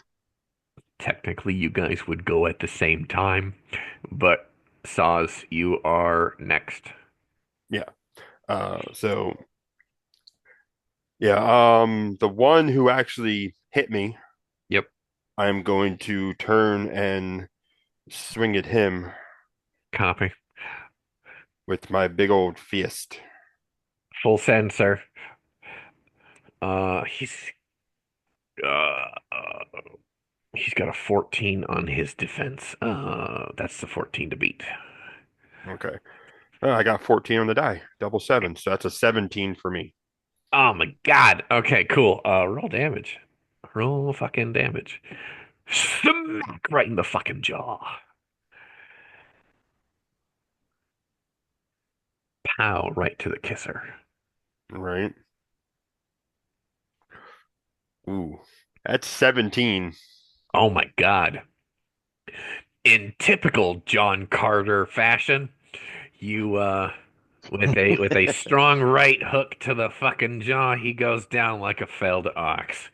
Uh, but in this case, he's fucking dead. You broke his neck. Uh, uh, yeah, no, if he survived, it's gonna be once a day to the mailbox for him. You messed him up something fierce.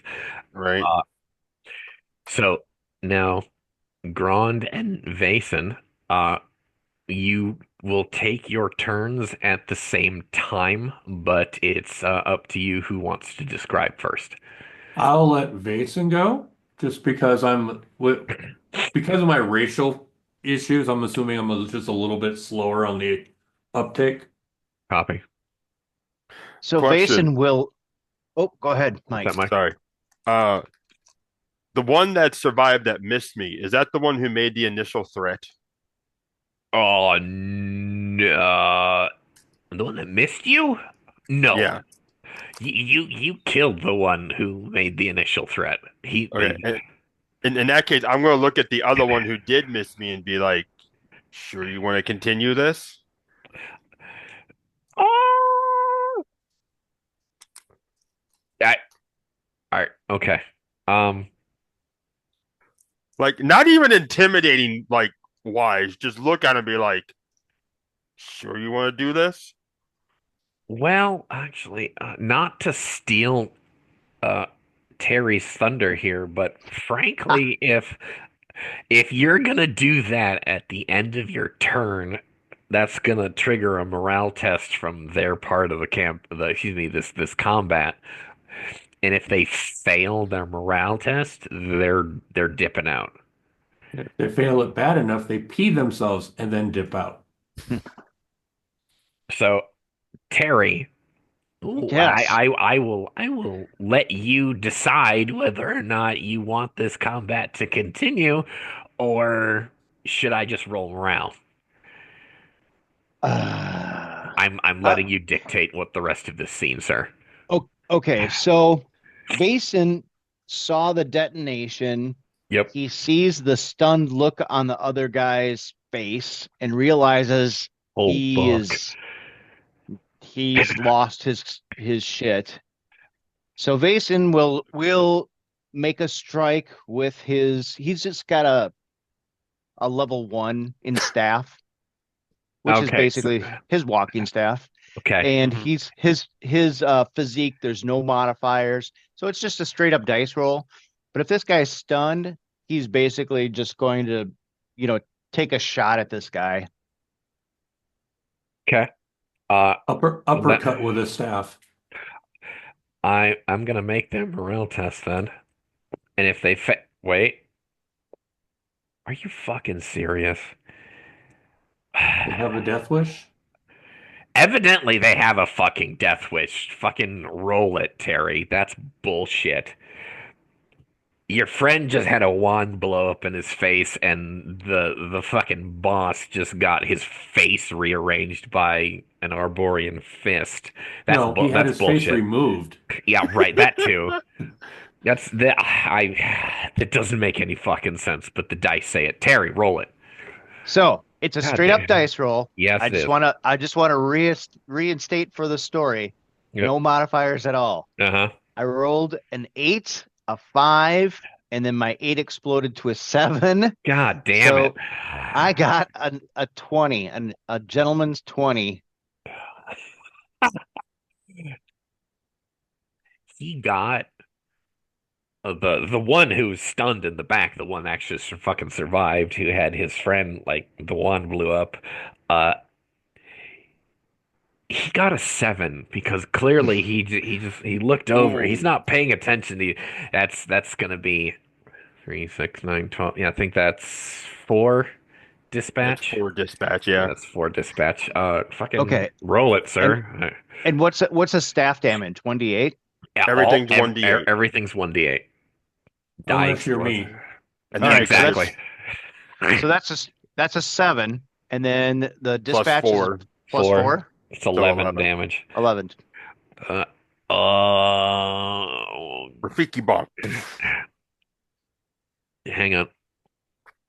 Hang on.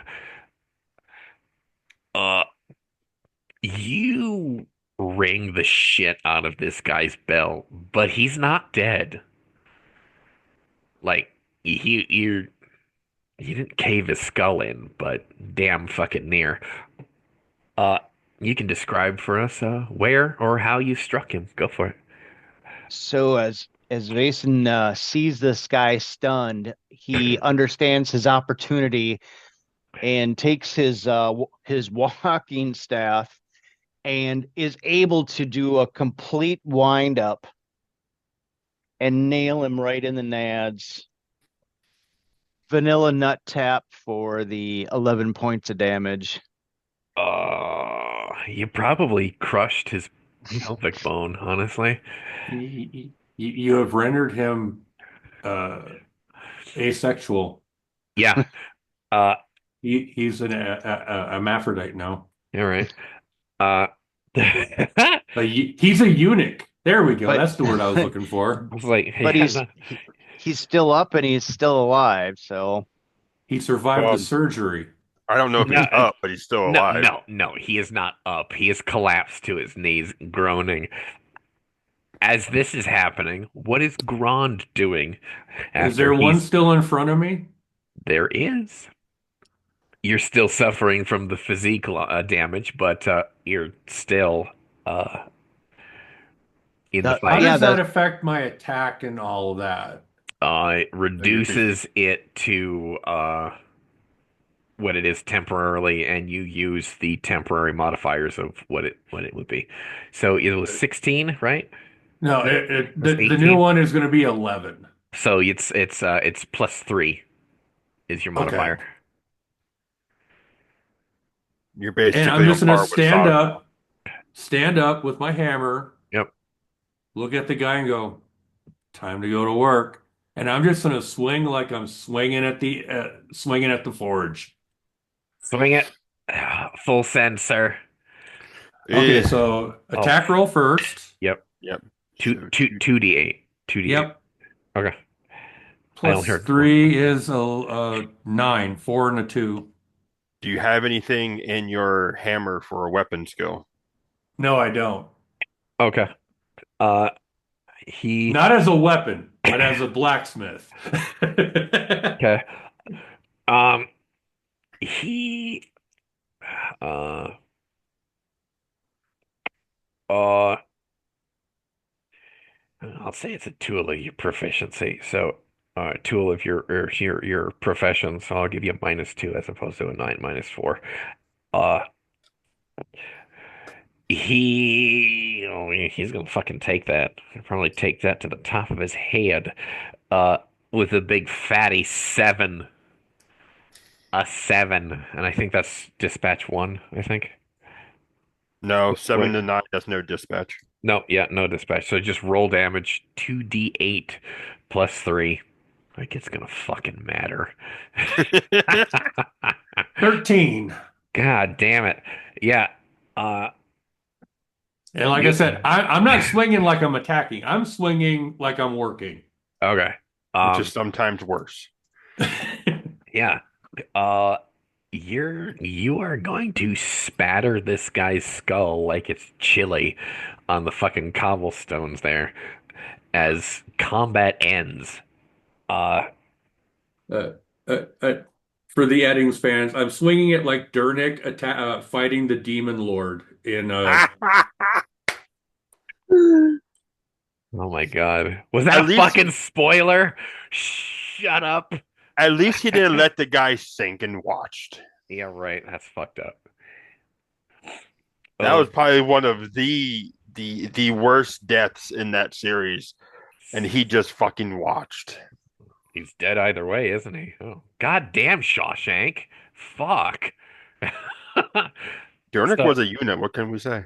he was a unit and a half. That's why he married Pole. Yeah, fuck yeah. Anyway, uh, combat ends, gentlemen, and Grund, you feel pretty whipped. So you feel pretty whipped, man.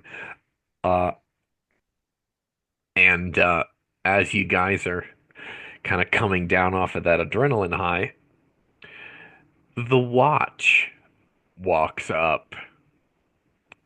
Uh, there's a troop of 8 uh of the Evan Guard there, and uh I rehang my hammer as soon as he falls. My hammer goes back on my belt. breathing heavy and just trying to maintain. Yeah, Uh, and I go back to one knee again. uh, so I'm gonna say their sergeant walks up and addresses Vason and says, "Care to explain this, citizen?" Well, this was nothing more than a mugging, but we took care of matters on the matter of our personal property. Um, we left one alive, if you'd care to question him, albeit he'll be doing it in a soprano voice. They chose their targets poorly. So this troop's NCO uh steps past Vason and then strides past the mountain that is Grond, and he pats the ogre on his arm as he walks by, kind of like kashunk kashunk as he gets past you in Is his there ebon armor. marks? Is there like scorch marks or something from the uh, spell attack on my Uh, back? uh, yeah, there's probably a big hole where it burned away your tunic. I said, Uh, just ch check out behind me. Somebody hit me with something.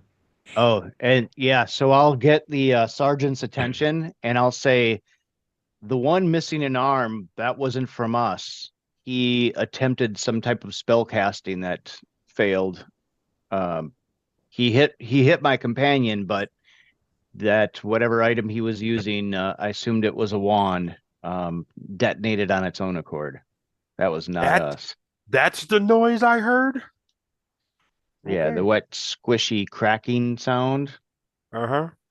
that was his Well, forearm. first the boom, and then the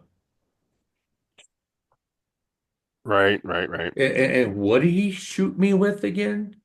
A stick? It was a magical stick, Gron.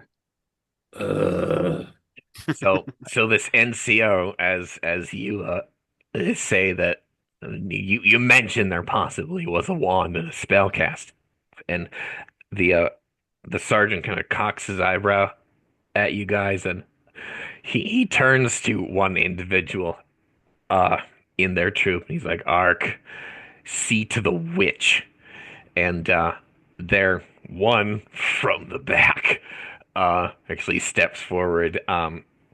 A an inquisitor, a priest of Druza, steps forward and actually walks through the fucking party here, just and like he fucking owns the place. And he doesn't put his hands on anybody.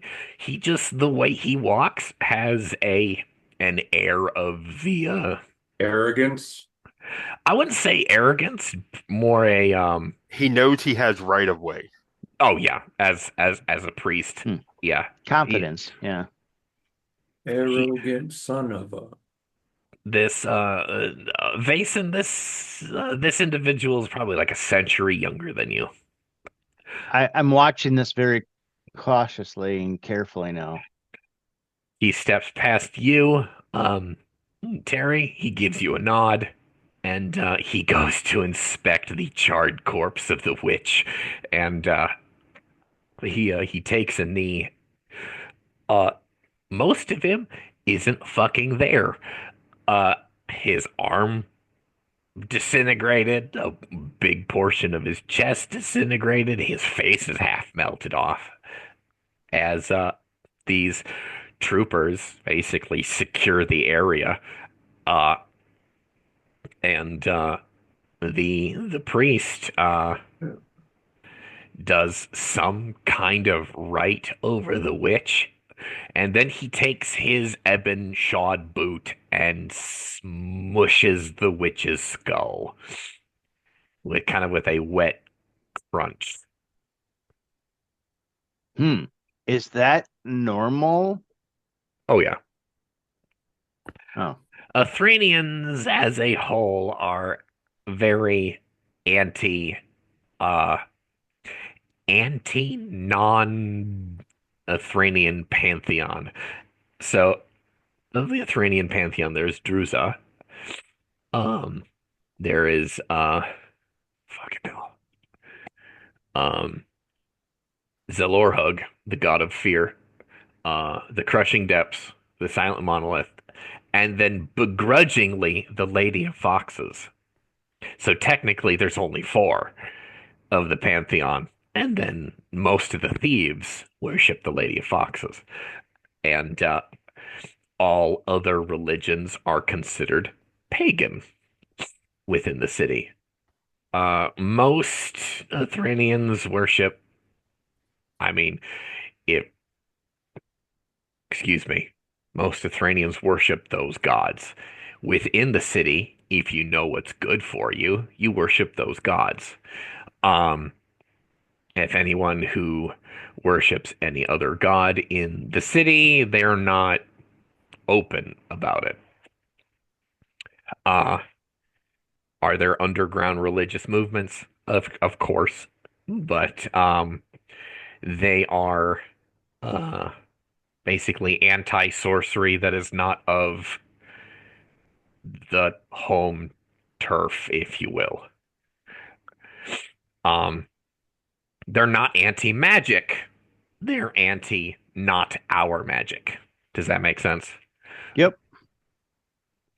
Um, so, uh, yeah, So that the stomping on the head was an act of contempt, not like an act of superstition or some type of magical anything. It was more of like, it's a rite of detestation okay, that's what I was wondering.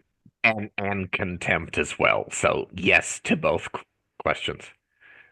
Okay. But it wasn't like, oh, this guy was using magic, so we have to cut off his head or, destroy his brain or anything like that. That might be up to the priest in particular to decide, but he just stomped on his head from contempt Yeah, or good enough. detestation. Uh, so, uh, the priest turns around and uh, makes a comment to Vason and says, "What else did you see the witch cast, or was it just the wand that blew up in his hand?" It was just the wand. Mm. Did he say anything to you? Not at all. They came up from behind the two there dead ones. Um, they were in the front. All right. The troopers will take the surviving footpad into their custody, and you guys will technically be dismissed. Uh, you get debriefed on staying to the main roads and being safe and travel safely. Warm winds, gentlemen, It will and be fucking off all with you. right. we get the knife hand to return home. Yeah, basically. There's no fucking curfew. It's like, all right, get out of here. I just kind of nod, but I still haven't gotten back up. I'm still on one knee. Priest, before they form up, stands behind Grond in inspecting the fucking hole in his clothes that's on his back that could, I mean, service like as a barn door. That's how broad his back is. Uh, the charred, basically the charred flesh there, isn't I mean, is it's only skin deep. It only affected your physique there, not burning Right, anything but away. it's also weakened me though. Of course, he's inspecting the wound there, and he says, "I don't have anything in an amount that would do you any good, but I can give you a list of things that you can procure to fortify yourself against this sort of thing." I'm a bit of a healer, so if you could provide me with that list, I could take it from there. Are you his physician? He says without turning to you. I just Yes. nod. All right. He turns and gives you a list of herbs, uh, and a couple samples in small clay jars from his pouch. Uh, Hands those over and bids you good evening. And that troop forms up and leaves. All right. Is the list common? Are they common items, or is this something that would have to wait until daylight? No, those are pretty common. Teas and some ointments there that would um form a paste, put that on there. It'll heal in a couple days type of thing. You actually have most of it on you. I'm not just gonna rattle off a list right now. Okay. But All right. Saz, we've got to help him up, and we got to get him back to my shop. I can go, but like I said, I just feel a little weak. So, Oz when will I go up feel next to him and when I feel winded at the forge, I take a knee for a little bit. I mean, I'm functional, just Okay. not myself. Maybe the best thing then would be to get him back to his own bed, and then I can get what I need to in order to eh, what I can do for you won't be immediate. It's going to take rest, but it's not permanent. Is it something that could I continue work? If you continue work, you're going to feel as you do now. Would that you're back. would that impede the quality of your work? No, it'd just take longer. I don't think there's anything that you're going to do to make it worse, but the I mean, more you the more swinging a you rest, hammer, lifting metal. the more you rest, the faster you will heal.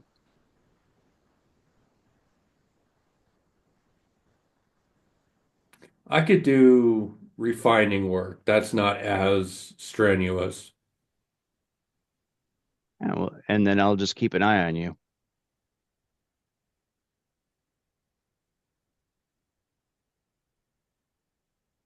And Sounds good.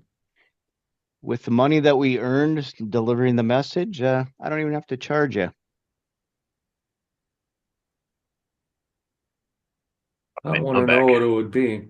I mean, is there a friends and family discount? Yeah, I think we've got you covered. How do you guys want to proceed? Well, I'm taking my doctor's advice. Nice. We're we're gonna deliver him back to his own bed. Um, just because he's weak, but he's not out of commission. Hmm. And I think getting him back to his own bed would be the best for him to get some rest right away. And I'll make some runs out to get the herbs for my shop and bring them back and do work on him there. So I'll grab like a blanket roll and just plan on spending the rest of the evening with him, taking care of him. Okay. I will. I'll help Gron get up if he needs it. Help him get to his house, and then I will head back to the inn to talk to Roak once we get him settled in. Oh, good call. I almost forgot about him. Yeah. And as As much you as I wanted to, and as much as I want an extra knife, I'm not going to push my luck with the guard. uh okay. As you guys are picking yourselves up, uh, and before you split off, you pass by a group of another group of five individuals, four Athranian individuals plus one some sort of bastard uh, of some mixed Fey race that's unidentifiable due to his foul breeding and his left eye being put out. He doesn't have an eye patch over. It's just this black fucking crater in his face that are variously armed and armored with mail coats and leather hauberks, maces, daggers, shields, swords, all bronze. Uh, However, the Saz will notice with his keen eye the half fey, the foul uh, bred one, actually has a dagger made of ebon on his hip, and as the three of you pass, is Terry not with us? Terry's still wearing his Yeah, Yep, um he's he's listening. listening. he's listening. Fantastic. Okay. Then he's not gonna fucking lose anything. What I'm about to say.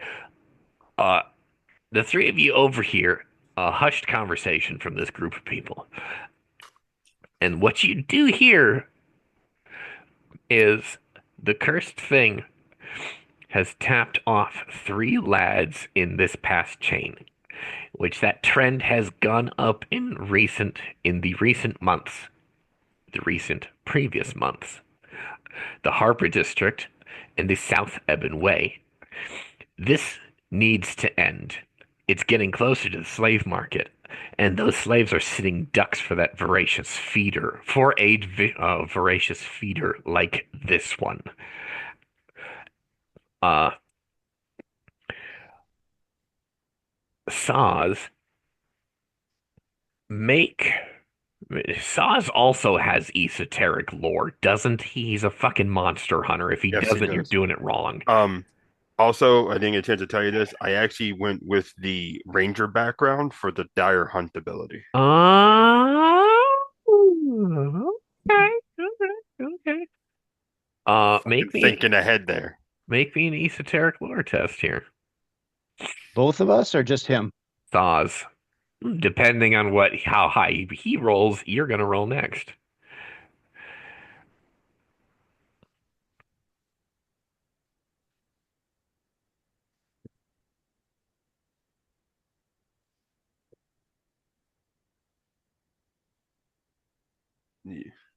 Uh, 14.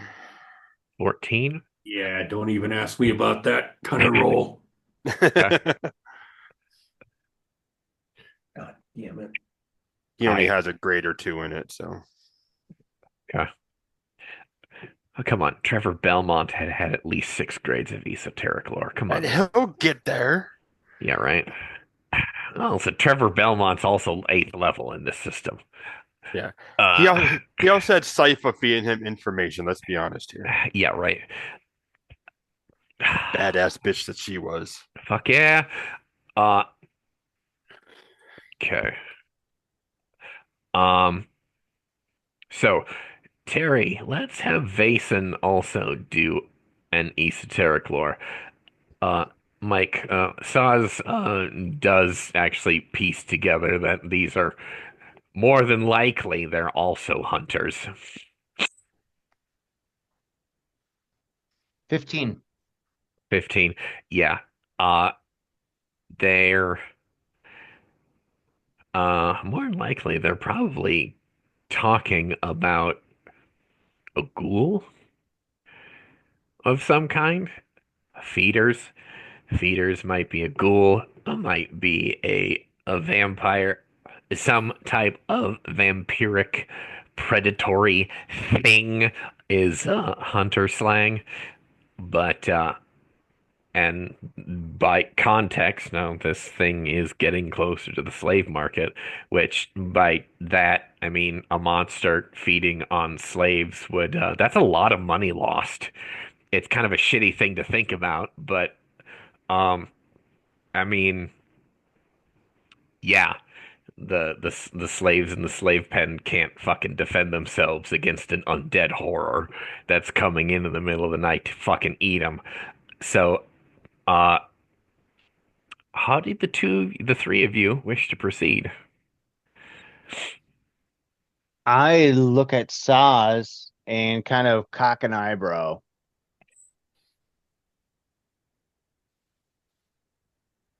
Do you know them? I'm gonna say you don't. You do not know them. No.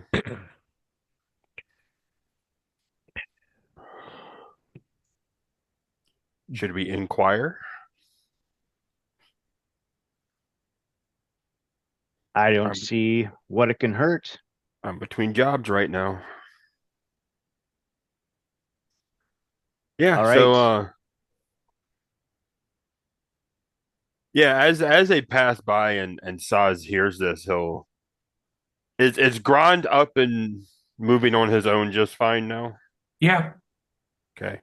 He can move on his own. He can stand, but he's not at max at all. Right. But I He would mean like not he be can able to get stand if he was below 6. right. But I mean like he can get home and everything just fine without Saz, Right. is what I'm trying to get at. Okay. Okay. Uh Saz will kind of hang back after he makes sure Grond he'll do like the whole like pat on the back like as Grond walks away. And he'll Come just by. he'll just nod to Vason like I'll catch up later. If they Don't want to forget to continue going, drop of off course. the response. I won't. I won't. Uh, and Saz will actually approach the group. Uh, not like menacing or whatever, but just kind of like walk up, uh, give him half a second to realize he's there, so you don't like freak out on him showing up. No, And the foul-blooded half-fey just kind of cocks his one good eye at you and says, "Who the hell are you?" then overheard you talking about something feeding. And what's it to you? Well, I'm between jobs right now. Didn't know if you needed help. The half-fey, who's got probably the worst attitude of the lot, looks at the rest of his compatriots and says, "A sixth would cut the shares even farther than it's already done."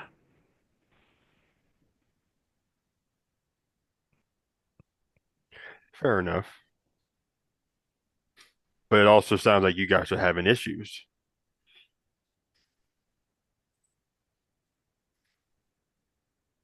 Just dead silence.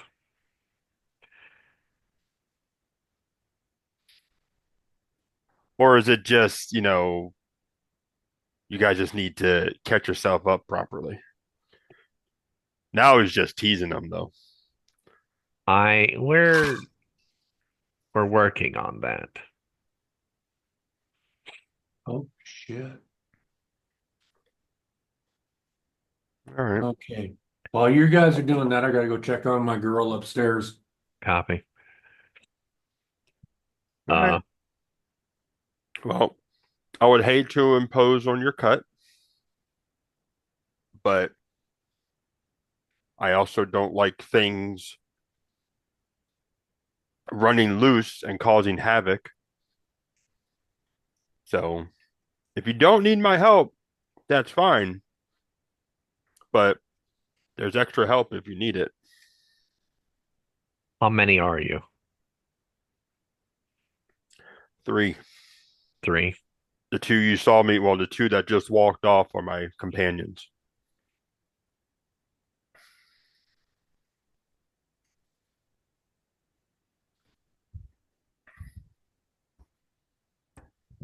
Meet us on the edge of the South Evan Way across the street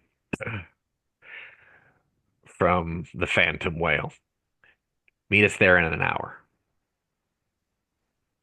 Okay.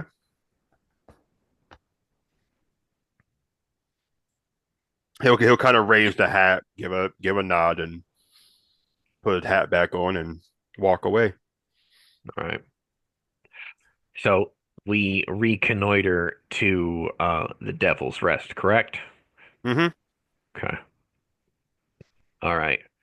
Uh so Question for you, narrator. no, Is my shop on the way to Gron's place, or is it faster to go get Gron back to his uh quarters?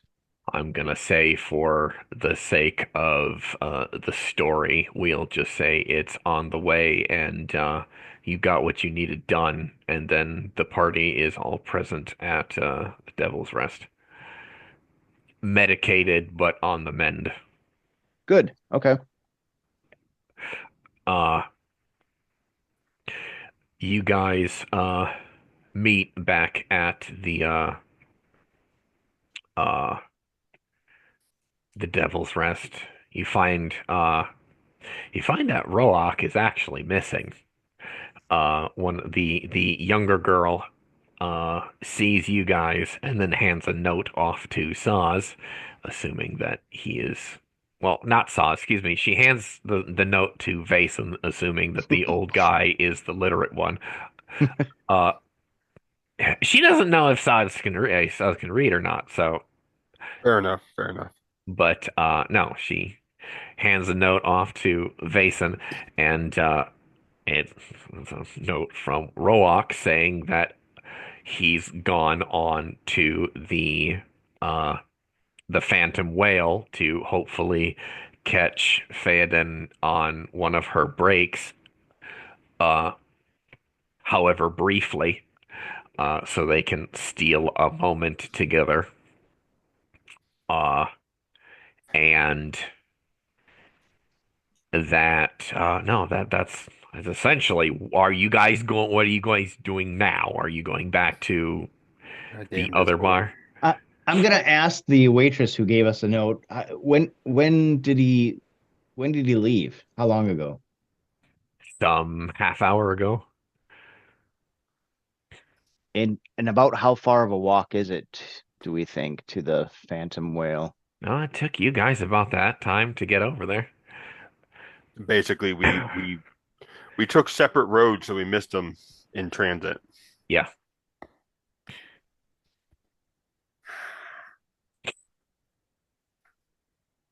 So, Well, the place we got to meet that group at is across from the Phantom Well anyway. and we go tonight? Yep, they wanted to meet tonight.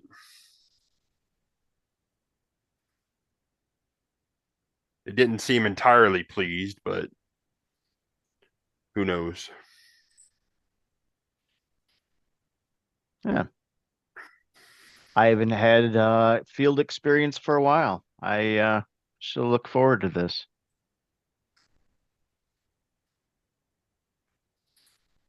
Right. If Vason doesn't, Saz will give that particular servant girl a couple coins for giving us the note. She smiles, curtsies, and then runs off to do the rest of her duties. We reconnoiter again to the Phantom Whale. Eric, is everything all right? Oh, she's fine. Okay, cool. It's still snowing out there. Yuck. 3 days, man. Uh, so back at the Phantom Whale, uh, you guys find the uh the party of other adventurers kind of like skulking in a nearby alleyway as the three of you join them. Um, and you don't see Roak, you don't see Theoden. They don't. It's kind of died down. Kind of, it's starting to get close on to fucking midnight now. Um, the the half Fae, who seems like he's the leader of this troop, is trying to brief these guys on their possible motives and or say their next move. And when you join them, you walk in on the conversation. We don't know for certain that the girl is a vampire, but we have some information that we could genuinely assume, and we're going to run a few experiments tonight. At this time, you spy. I'll say Vaeson actually spies Roak out of the corner of his eye. Enter one of the alleys adjacent to the Phantom Whale as he's trying not to be seen. And as you guys are doing this debriefing, if you will, how does the party wish to proceed? Shit. Okay. I would like to address the group and the Fey leader or half Fey. Yep. Gentlemen, They I turn don't to mean look to at you. I don't mean to interrupt. My name is Vason. I own a shop in the city. Uh, I believe my companion spoke to you about joining your group, and I myself may have some valuable knowledge that I can offer as well, even though I don't necessarily carry a weapon. All right, old man, let's hear it, says one of the other adventurers. Well, if what I heard was accurate, you said vampire. We have reason to And believe that the girl is a vampire, yes, but we haven't confirmed it yet. okay, so basically what I want to do is reach into my occult or my esoteric knowledge and explain to them, if it were a vampire, here are some recommended paths that I would say we go down, and here's the things that we would check, and basically um, give them a little orientation on vampire hunting. Vampire 101. All right. Yes. Right. Professor Van Helsing. Let's hear it. So, gentlemen, if this were indeed a vampire, then what we would want to do is find out their hunting patterns, because they are going to have to sleep during the day, which, as you know, is their weakest time. We've Um, already done that. you have a lair. We don't have a lair, but we have her alleged hunting pattern. Uh, let's see. Are we assuming the vampire is a female, so the hunting patterns are male predominantly? Young men, yes. Under a century old. She likes them young for whatever reason. It's the blood tends to be a bit fresher and I assume tastier, stronger for their appetites. However, um, do you know if this is a solo vampire or if there is the potential of more than one? We have not found any clues that there is a nest somewhere. Well, vampires don't typically show up solo in the middle of a city by themselves. They're either going to have other vampires to bring them here and or made them, or they're at the very least going to have humans in some form of service um, in order to keep their lair hidden and keep their business away from the prying eyes during the day. Do you have a listing of where the murders occurred? Yes, they seem to be leading in the direction of the slave market. Hmm. And how many victims and how many nights? 3 in the past chain alone. And slowly making their way to the slaver district. Yep. Hmm. Um, the female vampire in question, any information on her at all? No, Hmm. Do we we have any? we are Hmm? assuming at this point the lady Theoden is a vampire due to her odd hours that she keeps, and she has been seen skulking around the alleyways at night, again at odd hours, in the same areas where a body can be found. Has anyone? Narrator, What's Mm, that? question. yep. What is it? When we touched hands, did she feel cold? Nope. She had nice warm fingers. Attractively warm. Which I'm assuming esoteric knowledge would tell me that vampire hands tend to be ice cold. They could be. Okay, moving on. Has anyone spoken to the hag to find out where she lives?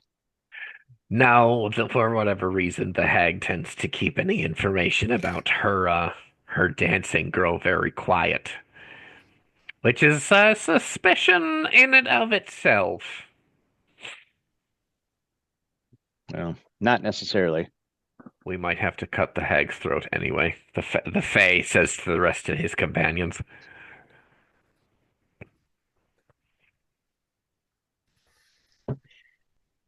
Do you hunt within the city limits with license?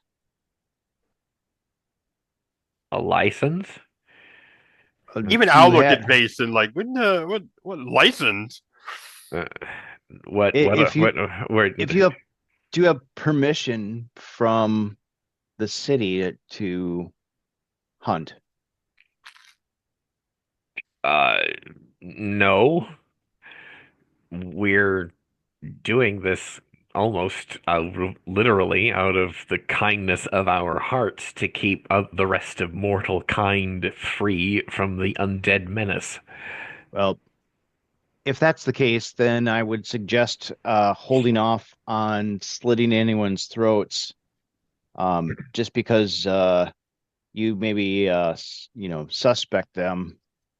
If it's nothing more than suspicion, then you might end up on the gallows yourself. So I would just be cautious of that. Some of these Athranian people are backwards in their beliefs. One of them grumbles. They're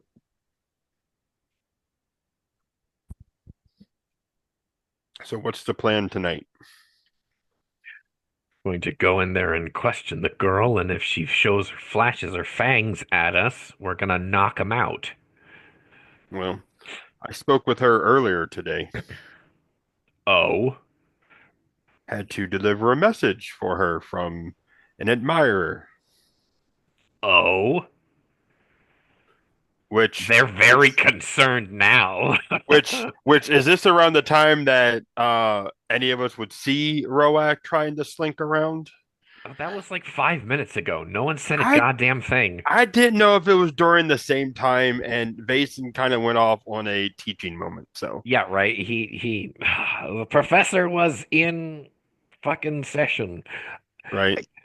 And currently, yeah, like Vason was the only one who saw Roark, and he's like, "Oh, okay, oh, strapping young Oh, man. I'm okay. just gonna go fucking lecture now," and doesn't Well, say anything to anybody. when I saw Roak, I just figured, oh, he came here. He's going to talk to his girlfriend. I didn't know that they were going to say, oh, by the way, we think that chick is a vampire. Yeah, no, this isn't the Well, no. chronology of this. This Oh, just became a fucking nightmare. yeah, right. No. This In kid that might get his case, ass killed. right. In that case, yeah, no. Yeah, there was uh a guy named Roak that is trying to court her and is getting increasingly frustrated that they cannot meet. Um, Which gets fucking looks from them like, oh, you fucking what? When now? oh yeah, no, I was up close to her, and we even touched hands, and her hands were warm. Yeah,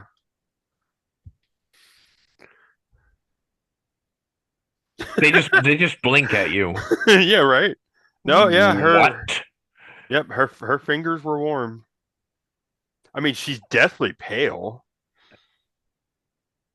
and I could definitely see where the concern would be, but Uh, as far and like at this moment, he's actually like look around at like the two at Grand and Vason and be like, I didn't zone out or anything, did I? She didn't put me underneath in the lore.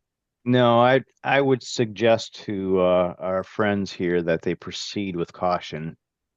It's not all adding up quite yet.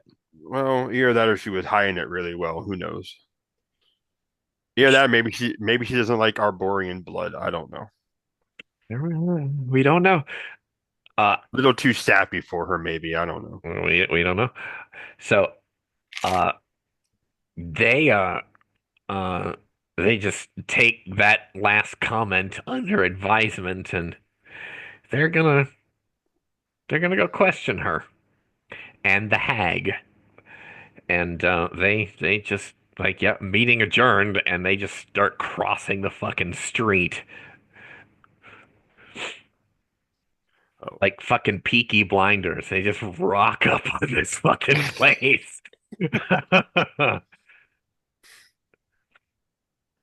well, Are we following them in? well. That's what I was. So I was going to look back at YouTube and be like, do we follow them or do we go find Roak? didn't you guys send me home? Nope. You got medicated, so you're on the mend, but you are with us. Yes. Okay. So yeah, I was able to apply the recipe to you. Rafe just like fast forwarded to get us back to the inn. So it is up to you. Do you guys split off from these five other people to go find Rock, or what are you guys doing?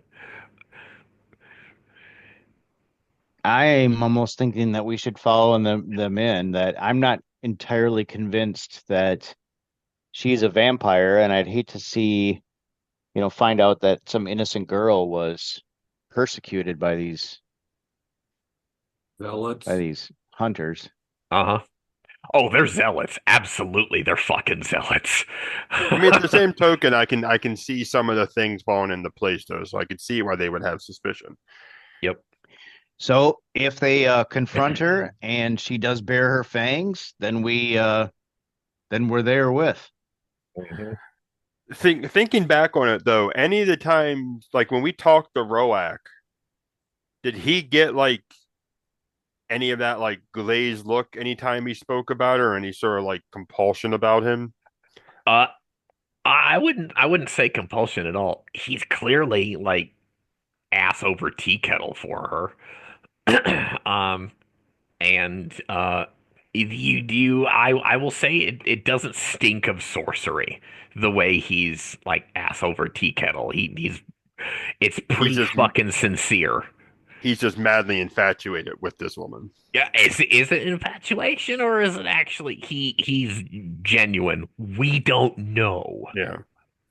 But nothing that would tip off he's under the vampire's spell No. and he's going nuts because he can't see her type of thing. Okay. Right.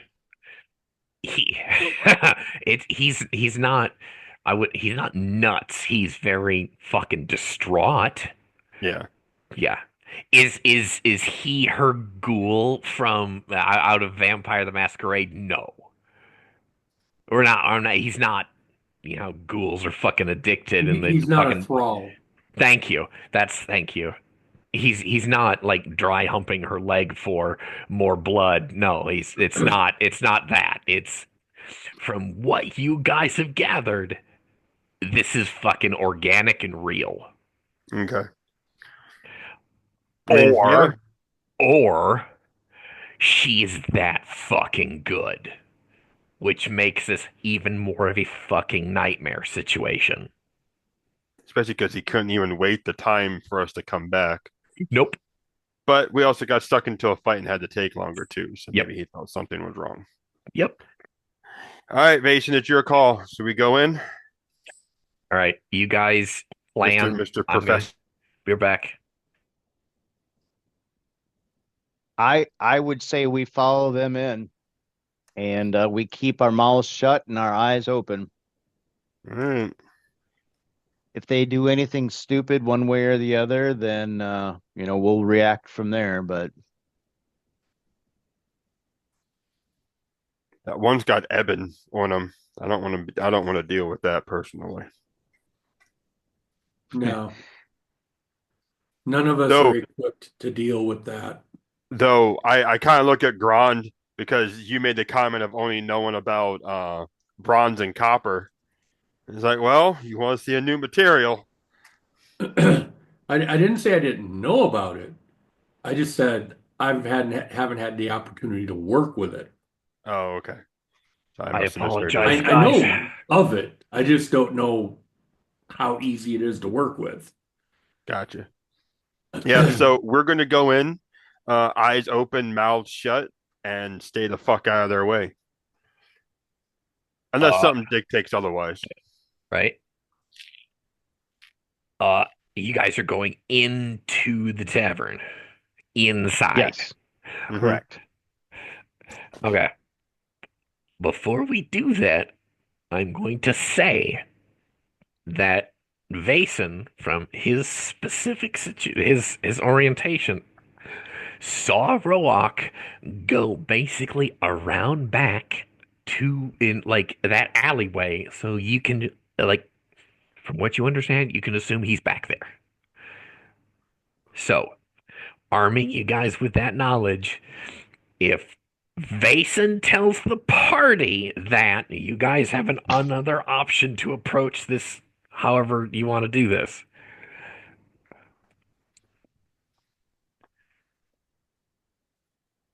I mean, yeah, I would tell them that I saw him and where he went. And as we're like committing towards a direction, I'll be like, that's the area where I saw him go. Right. I just want to make sure, like, hey, you guys have all your information I before you commit Nope. to I an action. and I want to make sure I'm vocalizing what I saw, so I'm not keeping a key piece of information back. Yes, yes, of course. But However, do we follow them in and see how the chips fall with them, or do we circle around to the back of the building? Well, What do you want to do? if you want to go, well, we either go through the front, we go around back, or we split up and I go around back and you two go through the front. I have to go through the side. Sorry, yes, ogre door. Yeah. So So do you want me to go around back and see if I can see Roak and talk to him? I think we should stick together. Well, let's go see what Roak was up to then, because All right. maybe he has information that we're missing. Command decision then. we're following Roak around back. We'll follow Yes. Roak around back. Okay. All Because right. push comes Oh, to shove, God. push comes to shove. If this group of five does something stupid and get caught, we're not involved. Yeah.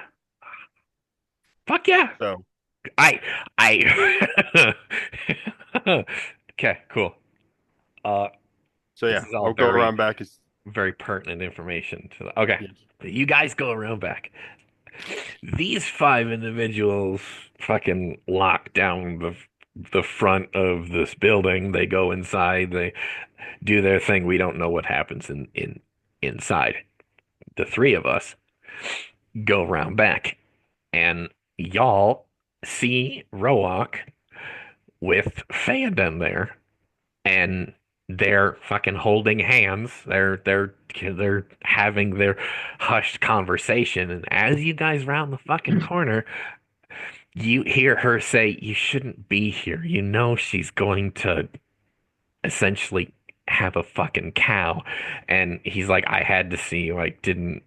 I I don't know what these individuals are up to. I overheard a group of adventurers say something about there's a vampire here, and you're the only girl that I know of who's, frankly, sweetheart, you are quite pale." Uh, which she fucking laughs. She laughs at that, and her laugh is gorgeous. If we already know that she's got a beautiful singing voice. She laughs very attractively. She yeah, but he's like, I don't believe that what they're saying about you. I don't understand why they and you guys can jump in any fucking time here, and they're just kind of like standing pretty close. They're holding hands there, and he's kind of blah, trying to get his feelings out, and clearly fucking not socially. Like, Vason is an older guy. He understands like romance. He's probably had ladies in his life, and he's like, for fuck's sakes, in the back of his mind, kid, just fucking tell her already. Uh, but At, I'm the party can jump in at any fucking time. I've said it twice now. right. Well, you I mean, Or I'm or not- he can just keep fucking rambling. you keep talking. Saz would have like not really like skulked around to the side, but he wasn't going to like be open about his movements. But yeah, he'll walk right up to like 10 feet within them. Well, they fucking see you coming then. It's like, so yeah, he just rambles a bit and quickly, like, stunned, and turns to you quickly, like he's fucking in trouble. One, talk faster next time. Two, that group is inside right now, Yes. White as a sheet. and he will look right at Theoden.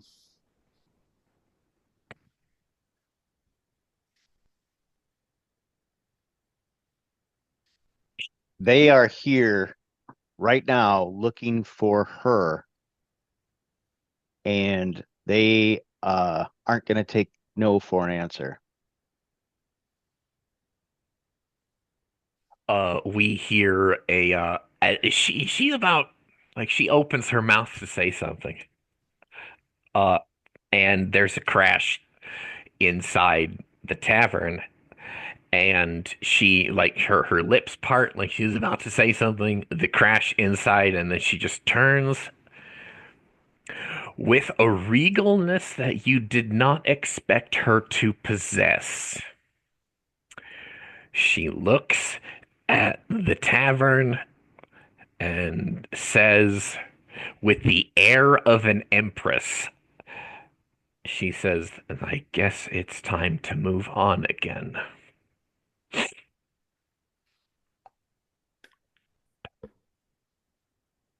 We're gonna go back to that. One of the guys indoors screams, and you hear a body drop.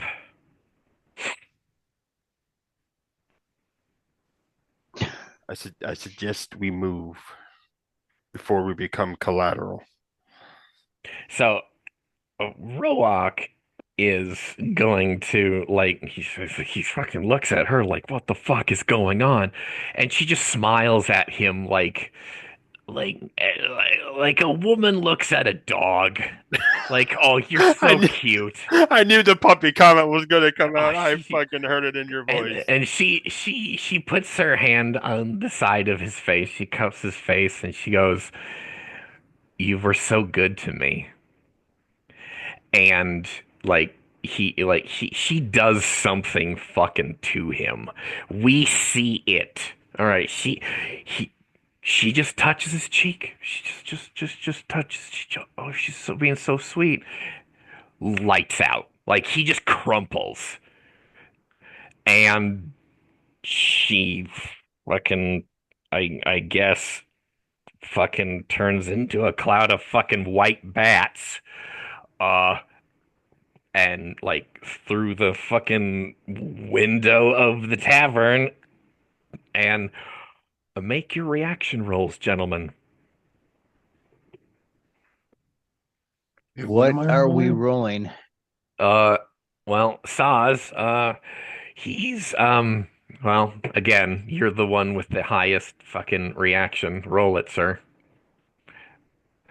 I have to get into the fucking habit of it's one person of the party who has the highest reaction. They dictate who is going to be going first.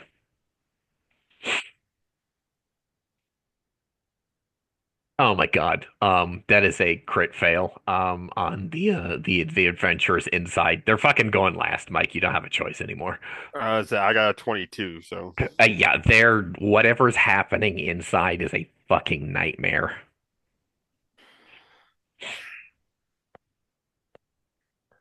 well, we heard it. We heard a scream. We heard a thump.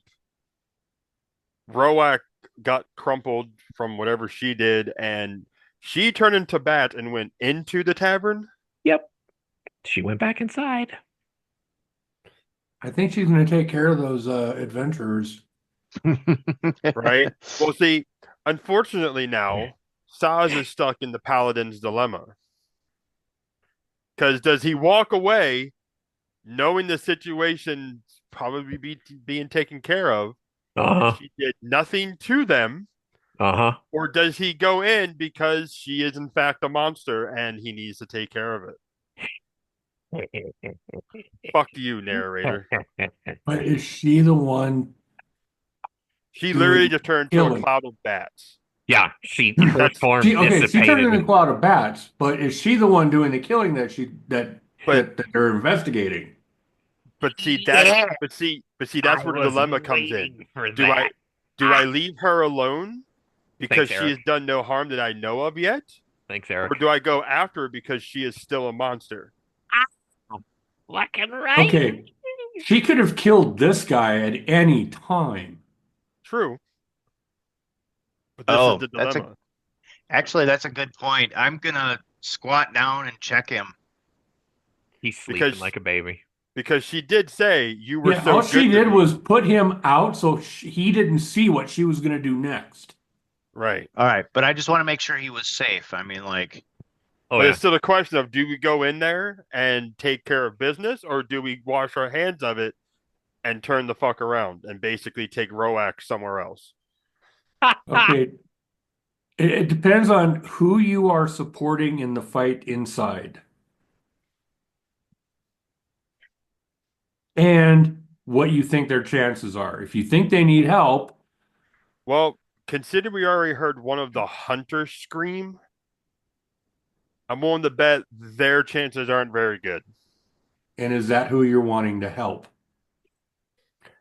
I mean, to be honest, the Fey bastard is a bastard, and I don't like bastards because that's just the inherent racism of us. Yep. Quick thing. Um, here on Earth, racism is fucking bad, but the fact that mixed blood in Fae, that's real bad. Someone's mom is a whore and should not have opened her fucking legs. No, that's real fucking bad. But that's yeah. Um, Mike, you are completely in your role playing rights in the setting to say that about him. He is dirty, and you probably want that dagger. So Oh, I fucking want that day. I want the bronze weaponry too yeah. So because it's Well, Terry, did you see your messages? Yeah. now Okay, cool. here's the other thing, Grand, that we haven't gone into yet. Saz being a ranger can hunt something basically as long as I fucking need to. So the third option for him is we go in. If she doesn't do anything to them or whatever, he knows he can just hunt her down later. Especially because he now knows her by name, face, scent, and touch. Mm, can't vampires shapeshift? At least a little bit? for the most part, yeah. Like alter D&D first level spell alter self type? It's bats and wolves. Child of the Night. Straight out of Bram Stoker's Dracula, Okay, so essentially. she can't conceal her identity No. normally. Alucard from Symphony of the Night. Not yet, not really. If she's an albino, she dissipated into a cloud of albino bats. Yeah. And, And and But the and if albino part still kind of throws me off, Yep. both regardless, in she can't character and change her out. But scent. And I have her scent, Yep. quite well, literally. Because I still have the note it, with the kiss on it too. am I the only one that these guys have not met? Because I was heading back to my place to get rest, but when This Zaz, was this was the group that we passed by and I stopped to talk to. Then this is okay, the same group that we were talking in the alley, all three of us were, before they went in and we went around to the back. Right. I'm sorry, Eric. You stepped away as that conversation began. I apologize. because see, I assumed that when I left that I was, and that's kind of why I got up, that Yep. I was going back to get rest. I was following doctor's orders. Right. And we basically went ahead and said, okay, you Retconned and the it. doc are no, we didn't retcon. You and the doc went back to his shop, got you medicated. We went back to the Devil's Rest, reconnoitered there as a group, and then returned to the Phantom Well. So you didn't have to go back home. You guys were closer to the doctor's office Right. to get medicated, to be on the mend. So you guys are present for this fight. Make sense? Yep. Okay. I'm just wondering how much of the conversations I was there for. For about 80% of it. Okay. So they would know me, so I can't just step in and observe. Yeah, well, yes. Yeah. No. You have the option of staying outside and not participating in the fight if you so chose. the other thing that's interesting was that we heard people yelling and tables smashing while she was still outside, which means that they were engaging with somebody in the tavern while Currently, Probably they the were, hag. and so there might be more than one As enemy that well, they're we might dealing have with. also found the nest without knowing about it. Yeah. right. Oh, let's see here.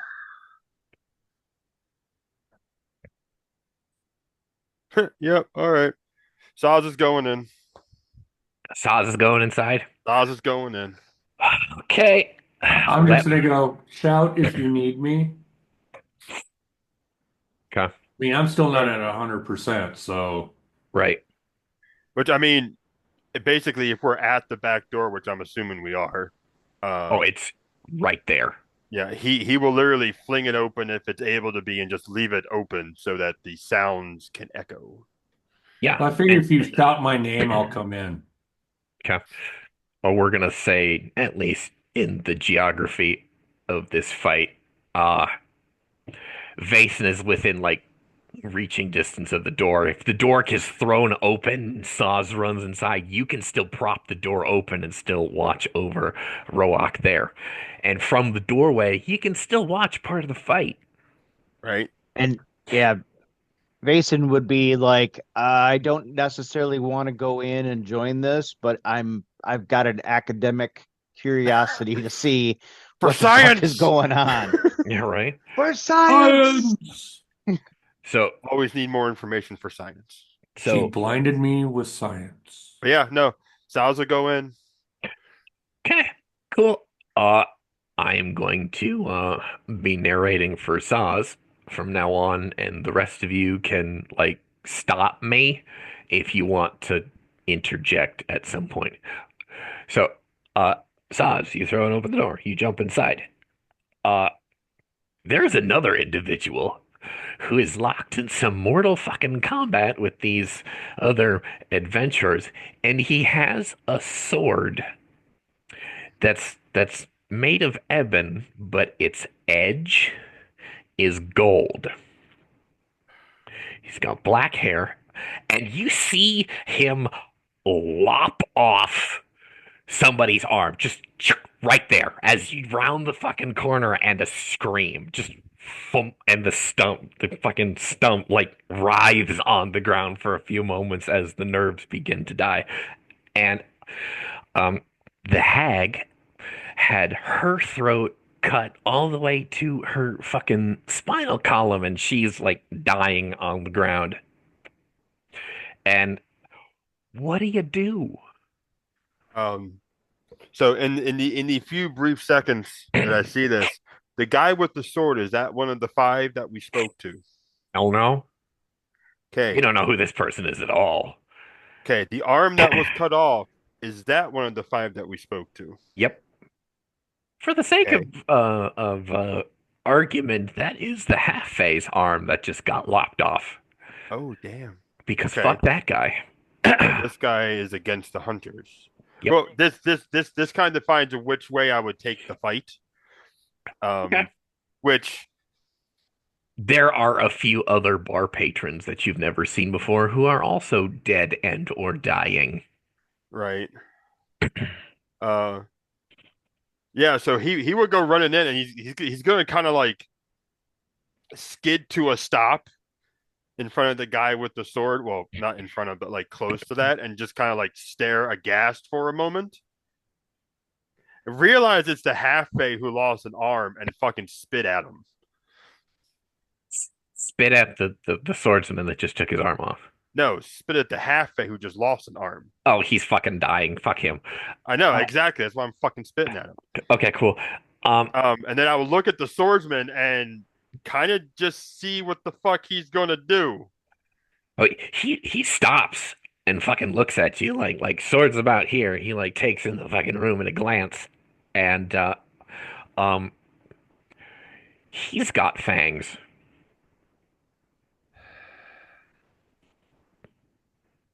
Knew it. Here we go.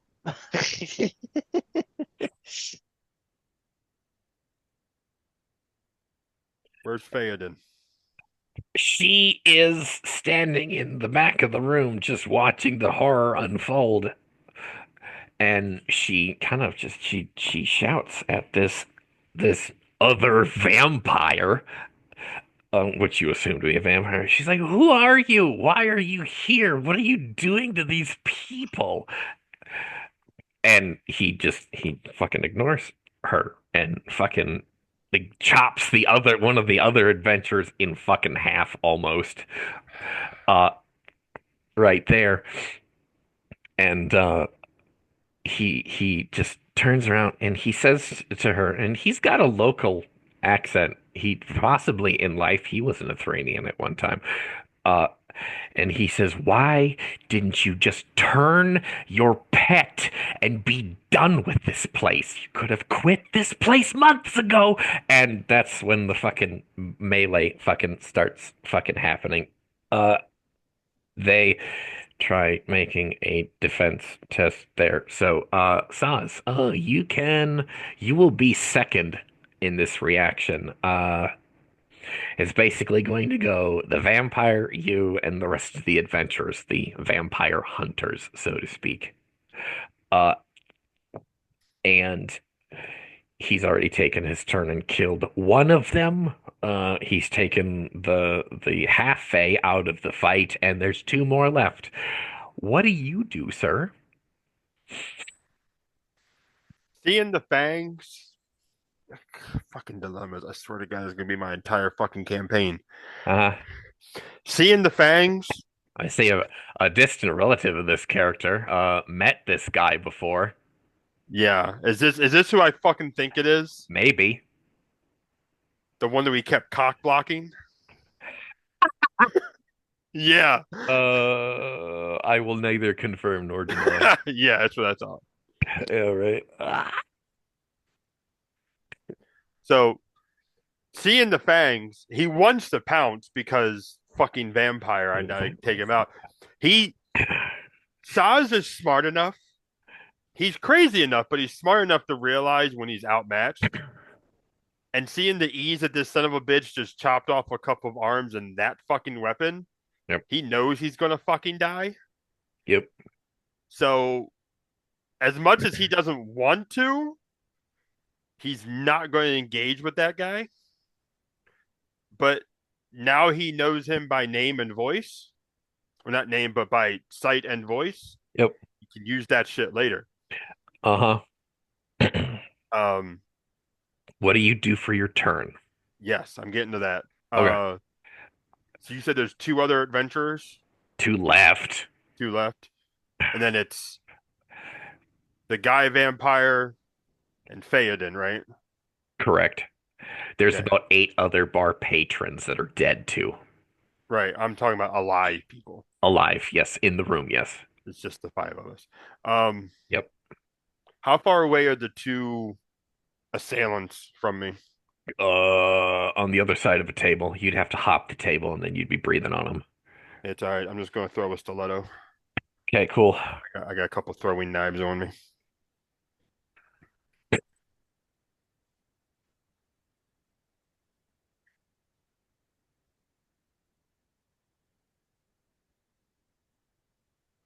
Or maybe not, because apparently I cannot throw very well today. God damn it. You're better at melee. Yeah. That's a whopping 13. My God.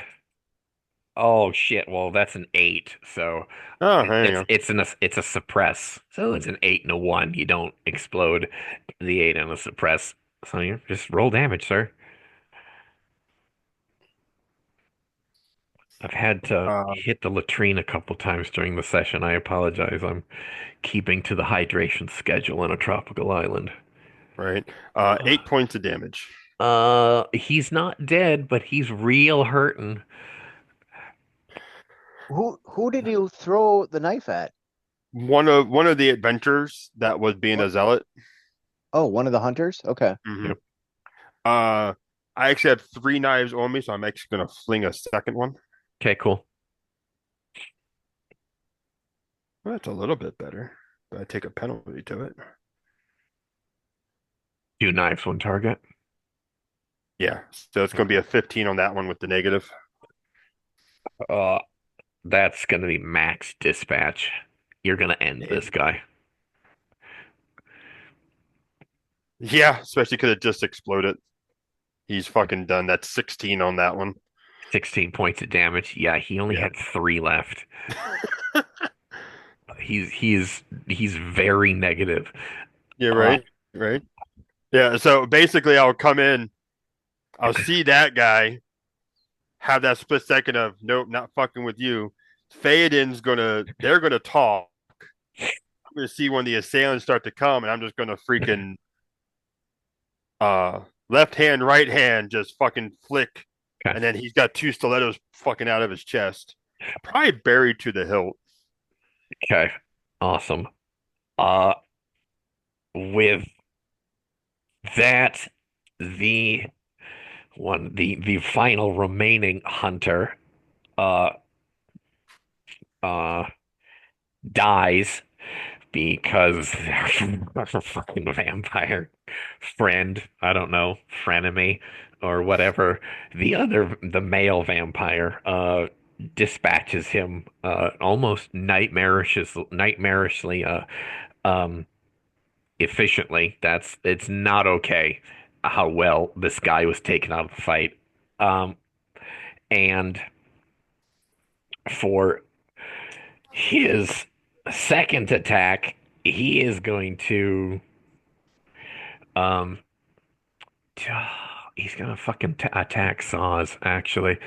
Uh, what is Saz? Uh, what's his fucking torpor?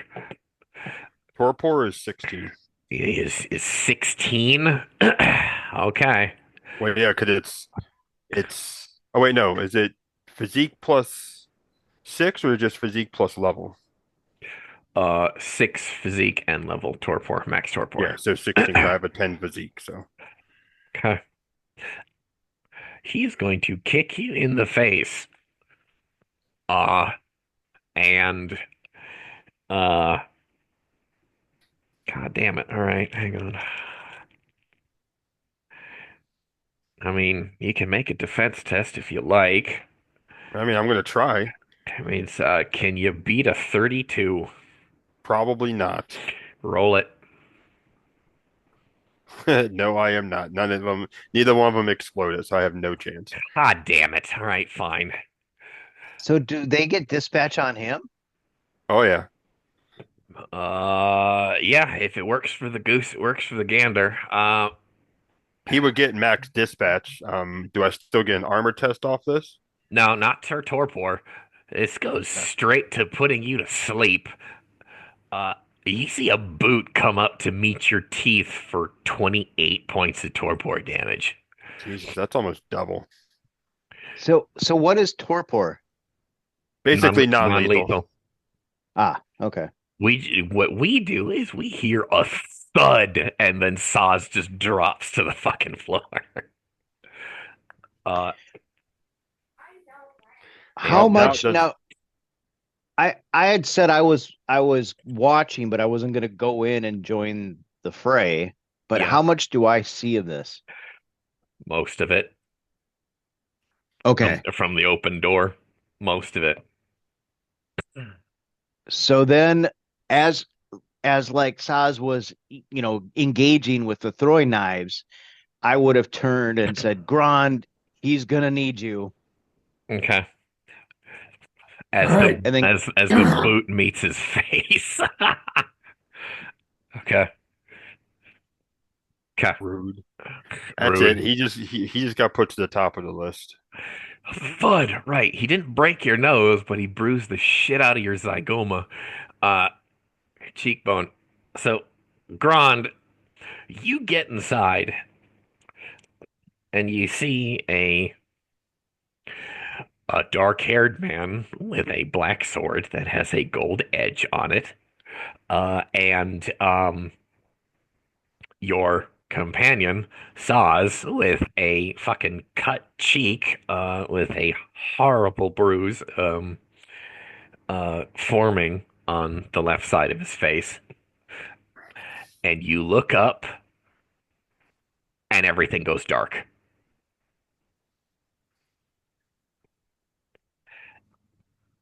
Vason Dark, sees, dark as in the room went dark, or dark as in I'm out. yes, both. Okay. Vason sees our ogre companion topple like an avalanche, and Theoden standing there in the doorway as she looks down at you, and I'll give you a moment to say something. Are they dead?